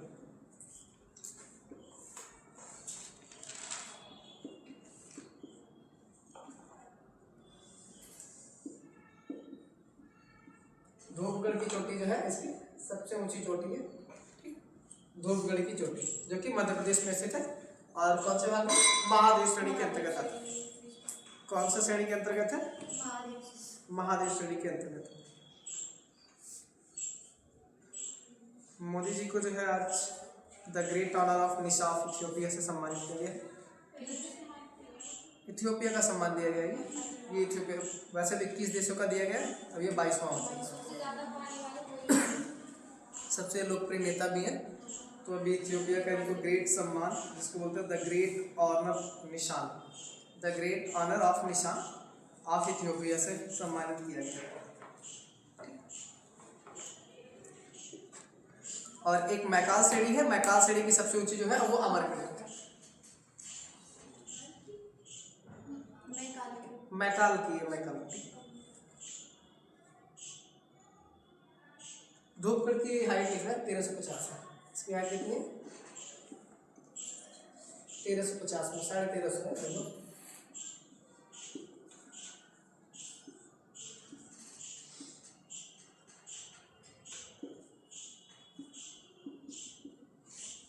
और इसकी लगभग 1068 के आसपास लगभग।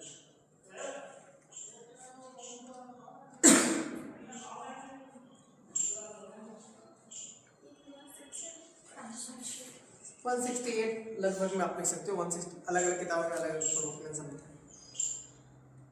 यहाँ पे इसे ये सतपुड़ा श्रेणी और विंध्य श्रेणी जो है ये ब्लाक पर्वत के उदाहरण होते हैं। ये दोनों पूछे जाते हैं। किस पर्वत के उदाहरण होते हैं? विंध्य और सतपुड़ा दोनों जो है ब्लाक पर्वत के उदाहरण, मतलब नंदुत पर्वत बोल सकते हैं ब्लाक पर्वत। तो ये दोनों जो है आप किसके उदाहरण? विंध्य और सतपुड़ा जो होते हैं ये ब्लाक पर्वत के उदाहरण है। कौन से पर्वत के उदाहरण है? ब्लाक पर्वत के उदाहरण होते हैं। और ग्रेनाइट और बेसाल्ट चट्टानों से निर्मित होते हैं। किससे निर्मित है? ग्रेनाइट और बेसाल्ट चट्टानों से निर्मित होते हैं। और इसके उत्तर में आपको नर्मदा नदी और दक्षिण में जो है आपको तापी नदी दिखाई देती है। ठीक है, ये नोट करना है तो नोट कर लो। ये सतपुड़ा श्रेणी अगर ये है तो इसके उत्तर में जो है आपको नर्मदा नदी और दक्षिण में क्या दिखाई देती है? तापी नदी। इसके उत्तर में जो है नर्मदा नदी और दक्षिण में तापी नदी दिखाई देती है। ये भी पूछा जाता है नर्मदा और तापी के बीच में कौन सी पहाड़ी स्थित है? तो कौन सी पहाड़ी है नर्मदा और तापी के बीच में? सतपुड़ा रेंज जो है नर्मदा और तापी के बीच में स्थित है।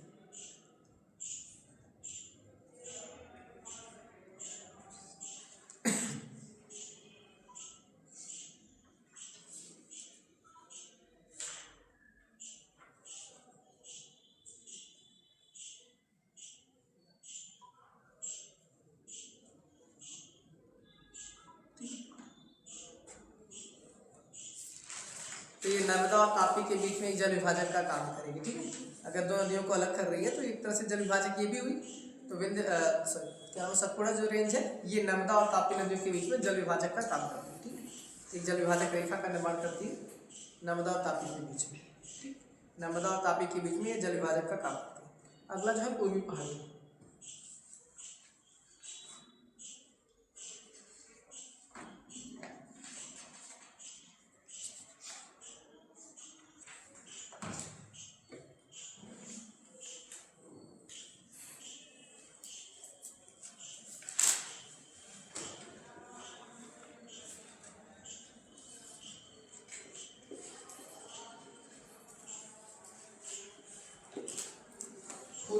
पूर्वी पहाड़ी में आपको जो है छोटा नागपुर का पठार पढ़ना है। कौन कौन सा है? छोटा नागपुर का पठार है। आपको ये महानदी वाला क्षेत्र जो है महानदी का पठार दिखाई देगा और नीचे जो है दंडकारण्य का पठार दिखाई देगा वहाँ पे ना। तो एक तो छोटा नागपुर का पठार, ठीक है, कौन सा पठार है? छोटा नागपुर का पठार है। और उसके नीचे जाएंगे तो आपको महानदी और छत्तीसगढ़ वाले में महानदी का पठार दिखाई देगा। और उसके नीचे जो है कौन सा है? दंडकारण्य का पठार है। कौन सा पठार है? दंडकारण्य का पठार दिखाई देगा।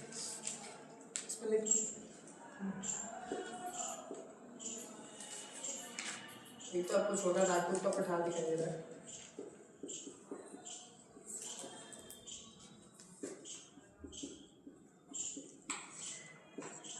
दूसरा आपको इस क्षेत्र में ही आपको दिखाई देता है महानदी पठार या छत्तीसगढ़ महानदी का पठार।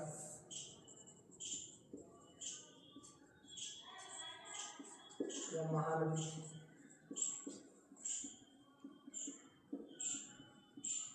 और तीसरा जो है दंडकारण्य का पठार।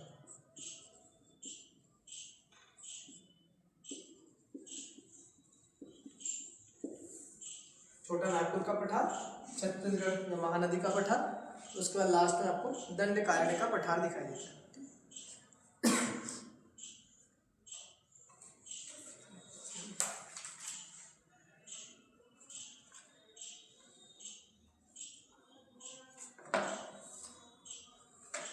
छोटा नागपुर का पठार लिखना, इसके बारे में थोड़ा सा। पहली बात तो ये छोटा नागपुर कहाँ पे फैला हुआ है? कौन से अगर विशेषता राज्य देखा जाए तो झारखंड वाले में। कौन से राज्य में आता है? झारखंड में आता है। ये जो क्षेत्र है जो छोटा नागपुर का पठार है इसमें छत्तीसगढ़ भी आता है, मतलब छत्तीसगढ़ का पूर्वी भाग है, झारखंड आता है, दक्षिणी बिहार का दक्षिणी भाग आता है जो राजस्थान की पहाड़ियाँ हैं उसके दक्षिण में। ठीक है, कहाँ कहाँ पे है? दक्षिणी बिहार, छत्तीसगढ़ और आपका झारखंड, उड़ीसा का कुछ क्षेत्र जो होता है छोटा नागपुर के अंतर्गत आता है। दक्षिणी बिहार, छत्तीसगढ़। छत्तीसगढ़ का कौन सा भाग है? उत्तर पूर्वी वाला भाग है। छत्तीसगढ़ का कौन सा भाग है?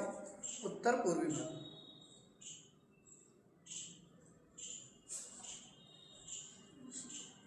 छत्तीसगढ़ का उत्तर पूर्वी भाग है, बिहार का दक्षिणी भाग है, ठीक है। और झारखंड तो स्वयं पूरा झारखंड और उड़ीसा वाला क्षेत्र, उड़ीसा का भी उत्तरी भाग है, उत्तर पश्चिम बोल सकते हैं, उत्तर पश्चिम भाग। ये सभी क्षेत्र जो है छोटा नागपुर के अंतर्गत आते हैं। पूछा जा सकता है एग्जाम में, राजस्थान थार का रेगिस्तान पूछा ही गया है कि कौन कौन से राज्य फैला हुआ है। अभी एग्जैक्ट ऑप्शन के साथ में पूछा गया कि कौन कौन से आपको चूज करके उसमें लिखना था।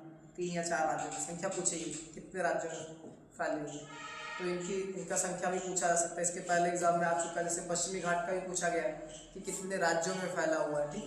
तो पश्चिमी घाट ऐसे क्वेश्चन बन सकते हैं कि कौन सा पहाड़ी है, कौन सा पठार जो है कितने राज्यों में फैला हुआ है। और जैसे इसके उत्तर पूर्व में राजमहल की पहाड़ी, वही जो आपको बिहार वाला क्षेत्र है, बिहार में एक राजमहल की पहाड़ी दिखाई दी थी, जो राजमहल की पहाड़ी के दक्षिण में स्थित है। ये कहाँ पे स्थित है?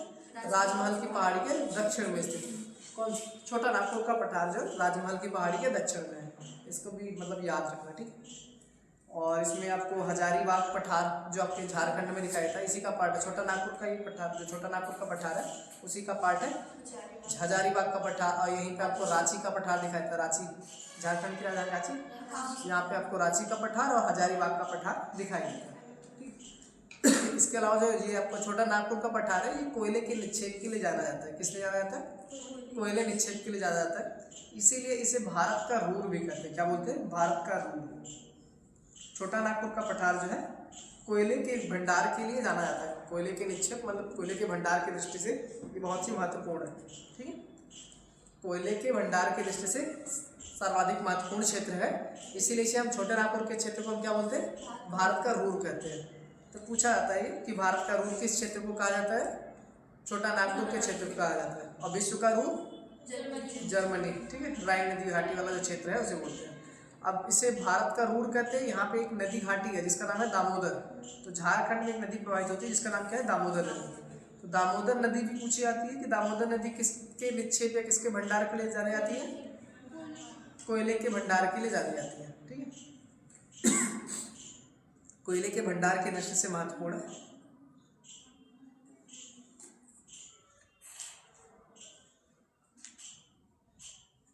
दामोदर नदी हो गया, रांची का पठार हो गया, हजारीबाग हो गया, ये सभी क्षेत्र जो है किसके लिए जाने जा रहे हैं? कोयले के भंडार के लिए जाने जाते हैं। और कोयले के भंडार के कारण से हम क्या बोलते हैं? भारत का रूर कहते हैं। और विश्व का रूर जो है आपका क्या है? जर्मनी। जर्मनी में राइन नदी घाटी, और राइन नदी घाटी की सहायक नदी है रूर, ठीक है। राइन नदी जो है उसकी सहायक नदी है रूर, ठीक है। रूर जो है उसकी सहायक नदी है।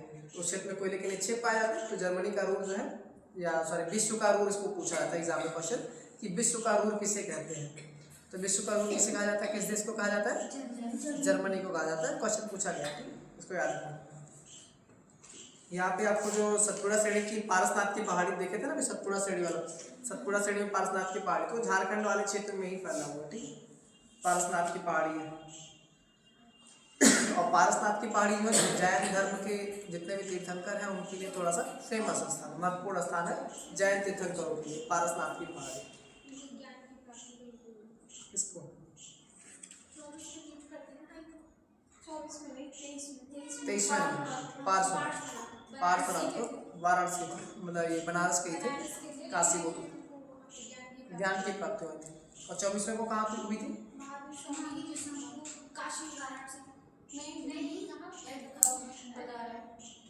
गया में ही, गया में ही हुई थी। दोनों लोग को वही हुई थी बिहार में। एक को रिजुपालिका, एक को निरंजना नदी या फाल्गु नदी के किनारे, एक को बरगद के नीचे और एक को पीपल के नीचे, वही साल। और इसमें स्वर्ण नदी भी एक है, स्वर्ण नदी इसको बोलते हैं, स्वर्ण नदी। इसी छोटा नागपुर के पठार में प्रवाहित, छोटा नागपुर के पठार में एक स्वर्ण नदी प्रवाहित होती है, ठीक है, जिसपे एक जलप्रपात है, एग्जाम में बहुत पूछा जाता है स्वर्ण नदी वाले में, उसका नाम है हुंडरू जलप्रपात। हुंडरू जलप्रपात एग्जाम में कई बार पूछा गया, पूछा भी जा सकता है। स्वर्ण नदी, स्वर्ण रेखा मतलब पूरा नाम क्या? स्वर्ण रेखा नदी।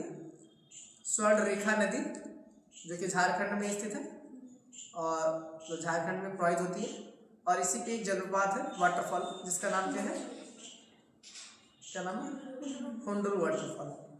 कई बार पूछा गया है हुंडरू वाटरफॉल किस राज्य में है और किस नदी पर स्थित है। तो किस राज्य में है, झारखंड में है। कौन सी नदी है, स्वर्णरेखा नदी पर स्थित है।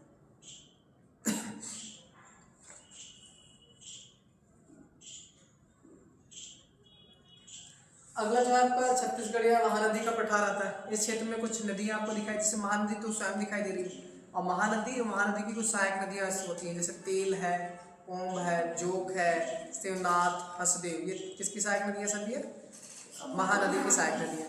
ये इन सभी नदियों के द्वारा प्रवाहित क्षेत्र होता है। कौन कौन सी नदी होता है, महानदी की सहायक नदियां ही सभी हैं, ठीक है। महानदी की सहायक नदी तेल होती है, ओक है, और जोंक भी है, हसदेव है, शिवनाथ, हसदेव, शिवनाथ, ओक, जोंक और तेल। ये कई बार एग्जाम, तेल वाला तो तेल, शिवनाथ, ये कई बार एग्जाम में पूछा गया है कि किसकी सहायक नदी है, या तो ऑप्शन देके पूछ लिया गया कि निम्नलिखित में से कौन सी गंगा की सहायक नदी नहीं है।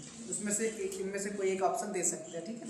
मैक्सिमम यूपी का अगर क्वेश्चन होता है तो यूपी का ही पूछा जाता है, तो गंगा नदी का देके इसमें से कोई एक उदाहरण दे देंगे। एक बार क्वेश्चन आ चुका है ये वाला कि निम्नलिखित में से कौन सा गंगा नदी की सहायक नदी नहीं है, तो उसमें अजय भी लिखी हुई थी, अजय नदी, जलांगी नदी, ठीक है। उसके साथ तेल भी शायद आया था ऑप्शन में। तो तेल नदी जो है किसकी सहायक नदी है, महानदी की, जबकि अजय नदी जो है वो गंगा की सहायक नदी है और बिहार वाले क्षेत्र में प्रवाहित होती है, ठीक है। बिहार में जमुई वाला इलाका है, वहाँ पे आपको अजय नदी दिखाई देती है। अजय और जलांगी जो है आपको पश्चिम बंगाल में दिखाई देती है, जो कि गंगा की ही सहायक नदी है, ठीक है। इसको अगले वाले चैप्टर में पढ़ेंगे। तो ये जो आपका छोटा नागपुर या सॉरी छत्तीसगढ़ आप महानदी का पठार है, ये कौन से क्षेत्र में है, छत्तीसगढ़ और उड़ीसा के क्षेत्र में फैला हुआ है, ठीक है। छत्तीसगढ़ और उड़ीसा के क्षेत्र में ये फैला हुआ है। और यहाँ पे कौन कौन सी नदी है, महानदी, और महानदी की सहायक नदियाँ जो है तेल, ईब, जोंक, हसदेव, शिवनाथ, ठीक है, तेल, ओंक, तेल तेल है, शिवनाथ है, हसदो या हसदेव बोलते हैं। इसके अलावा ईब है, एक मांड भी है, मांड नदी है, तो ये इत्यादि नदियाँ जो है महानदी की सहायक नदी है। और इनका जो निर्माण होता है वो जो पठारी क्षेत्र है उनके धसाव की वजह से, उस क्षेत्र में क्या है, इनका जो है धसाव या अवतलन के कारण हुआ है। इनका जो निर्माण होता है किसके कारण होता है, जो छोटा महानदी का जो महानदी पठारी भाग है या छत्तीसगढ़ का पठारी भाग है, इसका निर्माण जो है अवतलन और धसाव के कारण होता है। किसके कारण होता है, पठारी भाग के अवतलन व धसाव के कारण होता है।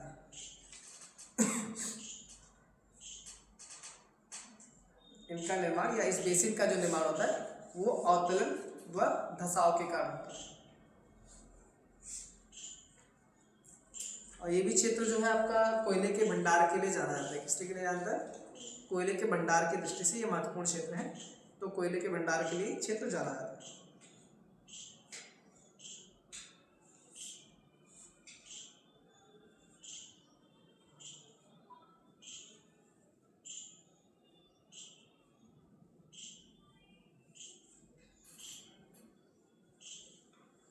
अगला है दंडकारण्य का पठार।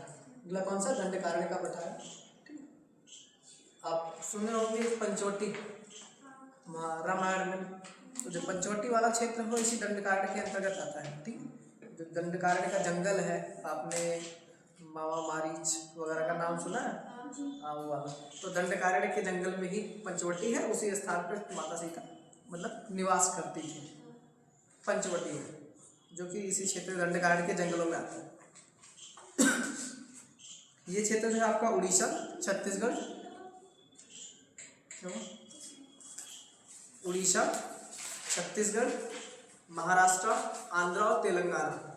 वही आपका मतलब उड़ीसा यहाँ पे हो गया, इस क्षेत्र में आपको उड़ीसा है, आंध्र प्रदेश है, तेलंगाना है और ये छत्तीसगढ़ है ऑलरेडी। और नीचे इधर आगे बढ़ेंगे तो महाराष्ट्र, तो महाराष्ट्र के आगे बढ़ते हैं तेलंगाना के आपको नीचे आगे बढ़ते हैं तो आंध्र प्रदेश दिखाई देता है। तो 3 राज्य ये हो जाते हैं और ऊपर से आपके उड़ीसा और छत्तीसगढ़, तो टोटल मिला के ये 5 राज्यों में फैला हुआ है। कितने राज्यों में फैला हुआ है, 5 राज्यों में फैला हुआ है। कौन कौन से राज्य हैं, उड़ीसा, छत्तीसगढ़, महाराष्ट्र, तेलंगाना और आंध्र प्रदेश। ठीक, ऐसे क्रम से ही है। तो आंध्र तेलंगाना से अलग हुआ। और ये जो क्षेत्र है वो अनुपजाऊ है। कैसे क्षेत्र है? उड़ीसा, छत्तीसगढ़, उड़ीसा, छत्तीसगढ़, आंध्र, तेलंगाना और महाराष्ट्र, 5 राज्यों में ये फैला हुआ है। ये जो है उबड़ खाबड़ है और अनुपजाऊ भूमि के अंतर्गत आता है। कैसी भूमि है ये? उबड़ खाबड़ है और अनुपजाऊ है। और ये जो है आपको खनिज के लिए जाना जाता है। खनिज की दृष्टि से जो है महत्वपूर्ण, खनिज के भंडारण की दृष्टि से ये वाला क्षेत्र है आपका कौन सा? दंडकारण्य का जो क्षेत्र है ये अधिक महत्वपूर्ण है। दंडकारण्य का क्षेत्र जो है खनिज के उत्पादन की दृष्टि से अधिक महत्वपूर्ण। और इस जंगलों में आपको नक्सलवाद के जो प्रभाव, ये नक्सलवाद प्रभावित क्षेत्र भी है। ठीक है, दंडकारण्य के जंगलों में नक्सलवादी जो होते हैं ज़्यादा छिपे रहते हैं। तेलंगाना और आपको ये दिखा एमपी के बॉर्डर पे, तेलंगाना और मध्य प्रदेश के बॉर्डर पे ऐसा घटनाएं जो नक्सलवादी घटनाएं जो ज़्यादा होती है।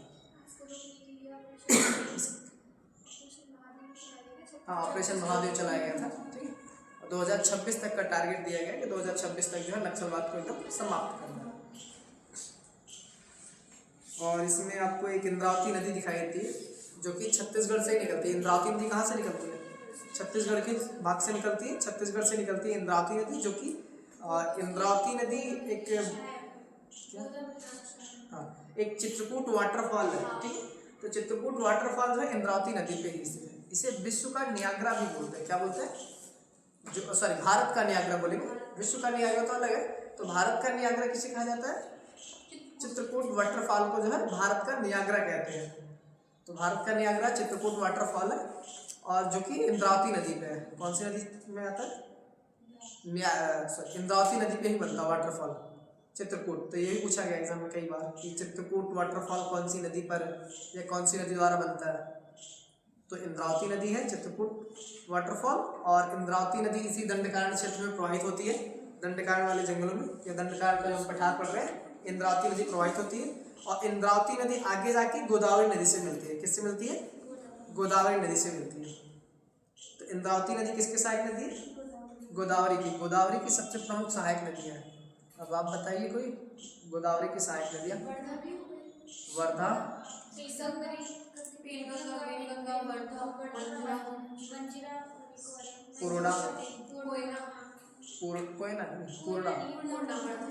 पूर्णा, प्राणहिता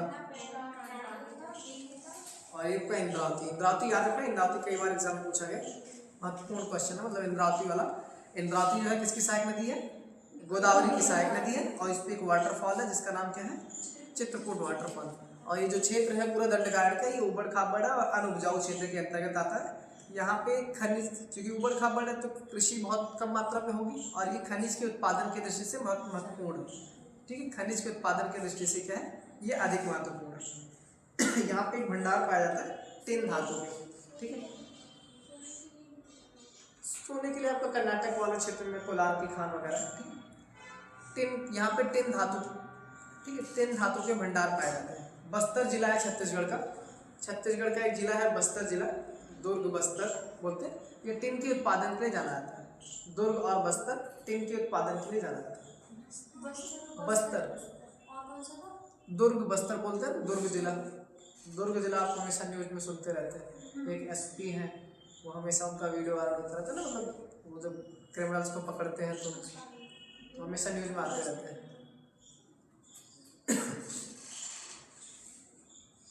टिन धातु के लिए जाना जाता है। एक और करना, उत्तर पूर्वी का पठार।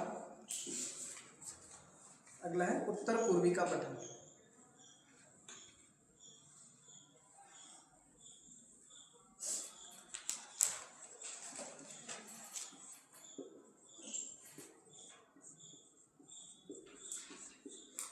उत्तर पूर्वी पठार में आपको कार्बी एंगुलम और शिलांग वाला जो है इसके बारे में पढ़ना है। कौन कौन से आते हैं इसके अंदर?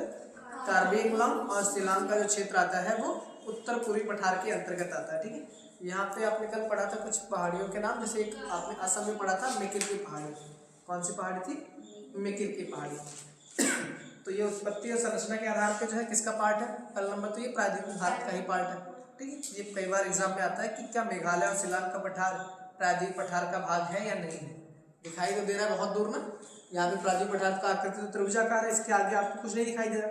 तो यहाँ पे इनके बीच में एक गैप दिखाई देती है जिसको हम बोलते हैं मालदा ट्रैप बोलते हैं, ठीक है।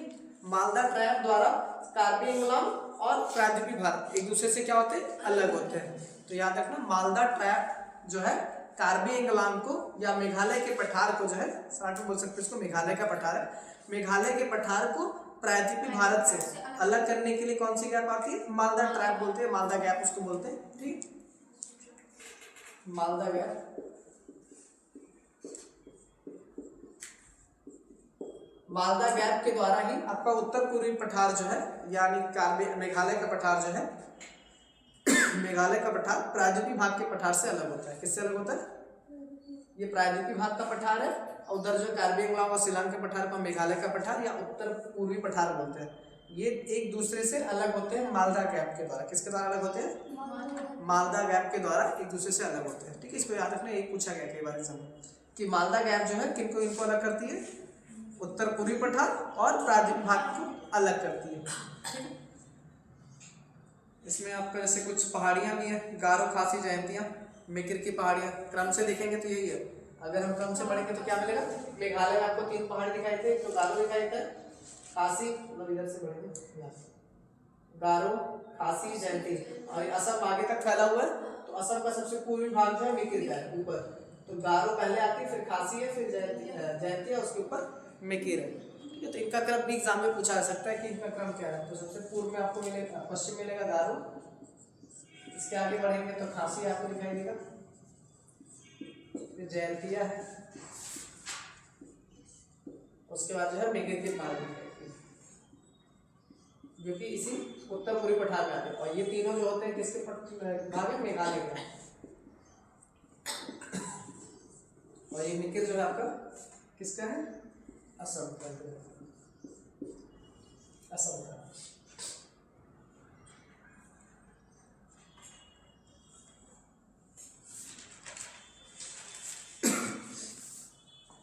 ठीक है।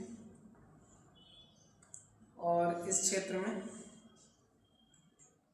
आपको मासिनराम और चेरापूंजी 2 ऐसे स्थल दिखाई देते हैं जो सबसे ज़्यादा वर्षा के लिए जाने जाते हैं। मासिनराम में सबसे अधिक वर्षा होती है इस टाइम सबसे ज़्यादा वर्षा जो पूछी जाती है मासिनराम। पहले चेरापूंजी था, अभी क्या है, मासिनराम। तो उस वर्षा की दृष्टि से सबसे अधिक वर्षा जो होती है कहाँ पे होती है, मासिनराम। और इन चारों पहाड़ियों में आपको खासी की पहाड़ी जो है सबसे ज़्यादा वर्षा के लिए जानी जाती है, ठीक है। खासी क्योंकि मेकिर की पहाड़ी इन तीनों के आधार पर देखा थोड़ा सा ऊपर है, ठीक है।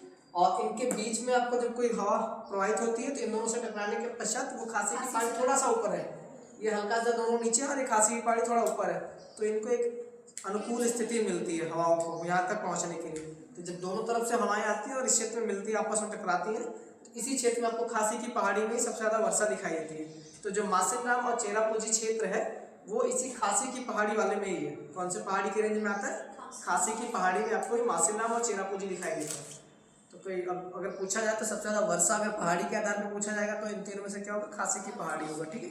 जहाँ पे एक क्षेत्र है मासिनराम जहाँ पे सबसे ज़्यादा वर्षा होती है, ठीक है। भारत में सबसे अधिक वर्षा कहाँ पे होती है, मासिनराम। मेघालय में सबसे ज़्यादा वर्षा, और विश्व में मासिनराम है। चाहे विश्व पूछा जाए चाहे भारत करके कोई भी होगा तो क्या मासिनराम, लेकिन विश्व करके आएगा तो थोड़ा सा कन्फ्यूजन होता है, ठीक है, उसको ध्यान देना। विश्व में सबसे अधिक वर्षा मासिनराम में ही होती है, भारत में सबसे ज़्यादा वर्षा भी यहीं पे होती है। जबकि उत्तर प्रदेश में सबसे अधिक वर्षा कहाँ पे होती है, गोरखपुर में होती है। कहाँ पे होती है, गोरखपुर में उत्तर प्रदेश सबसे ज़्यादा वर्षा होती है। और उत्तर प्रदेश में सबसे कम वर्षा जो होती है वो इसी बॉर्डर में आपको दिखाई देगा, आगरा और मथुरा के क्षेत्र में। आगरा और मथुरा के क्षेत्र में जो है सबसे कम वर्षा होती है। तो आगरा में हम मानते हैं, मथुरा में जनरली बोला जाता है कि मथुरा में जो है वर्षा सबसे कम होती है, ठीक है। और सबसे ज़्यादा वर्षा गोरखपुर में होती है। यहाँ पे कुछ और पहाड़ियाँ भी है, जैसे नोकरेक की पहाड़ी है, ठीक है। शिलांग का पठार है ही ऑलरेडी, ठीक है, मेघालय की राजधानी शिलांग। तो शिलांग के जो पठार है वो आपको उत्तर पूर्वी पठार में ही दिखाई देता है। कौन सा पठार क्षेत्र में आता है, शिलांग का पठार है। एक तो शिलांग का पठार है, ठीक। और इन पहाड़ियों को आप देखिए हो, गारो, खासी, जयंतिया, मेकिर इत्यादि जो है उत्तर पूर्वी पठार के अंतर्गत आती है। और एक मेघालय की सबसे ऊंची चोटी भी है, नोकरेक। और ये सब क्या है, ये सब मणिपुर के ना। किसकी पहाड़ी है? मेघालय की। ये सब कहाँ पे है? मेघालय में। ठीक है, मेघालय की है। गारो खासी जाती है किसमें आती है? मेघालय में।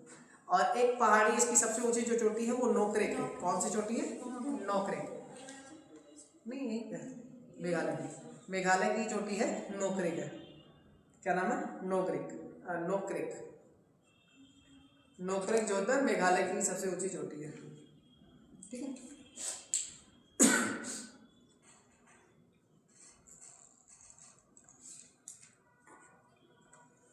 और जो ये शिलांग रेंज आपको दिखाई देता है, मेघालय की राजधानी जो शिलांग है, तो शिलांग का पठार बोलते हैं।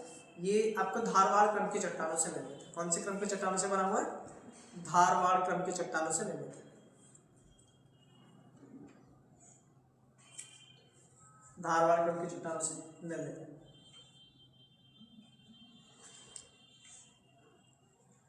यहाँ पे इसी क्षेत्र में क्या है? वर्षा सबसे ज्यादा होती है, वर्षा अधिक होगी इस क्षेत्र में। और जिस क्षेत्र में वर्षा ज्यादा होती है और तापमान थोड़ा अधिक होता है, तो मतलब उच्च तापमान और उच्च वर्षा वाले क्षेत्र जो होते हैं, वहाँ पे मिट्टी का जो होता है निच्छालन बहुत ज्यादा होता है।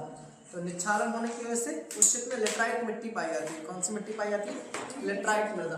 तो ये वाला जो क्षेत्र है वो लेटराइट मृदा के लिए जाना जाता है। लेटराइट मृदा जो है सबसे ज्यादा पाई जाती है। कौन सी? लेटराइट। और इसका निर्माण कैसे होता है लेटराइट मृदा का? अधिक वर्षा, मतलब उच्च तापमान और अधिक वर्षा वाले क्षेत्र में ही लेटराइट मृदा जो मृदा है उसका निर्माण होता है। और लेटराइट मृदा जो होती है किसके लिए जानी जाती है? कौन सी? काजू की खेती के लिए, चाय और कॉफी के लिए भी जानी जाती है। किसके लिए? पहाड़ी, सुपारी के लिए भी जानी जाती है। तो मुख्यतः जो है काजू हो गया, चाय हो गया, कॉफी के लिए लेटराइट मृदा जो है जानी जाती है, क्योंकि ये उच्च वर्षा वाला क्षेत्र होता है। उच्च वर्षा वाला क्षेत्र होता है और यहाँ पे तापमान भी क्या होता है? उच्च होता है। अधिक तापमान, अधिक वर्षा वाले क्षेत्र में ही आपके लेटराइट मृदा का निर्माण होता है, जो कि काजू की खेती, कॉफी, चाय, मतलब कहवा कॉफी जो बोलते हैं, उसके लिए जाना जाता है। ठीक है, इसके बाद जो है कल दक्कन का पठार वगैरह है, इसको कल बता देंगे। ठीक है।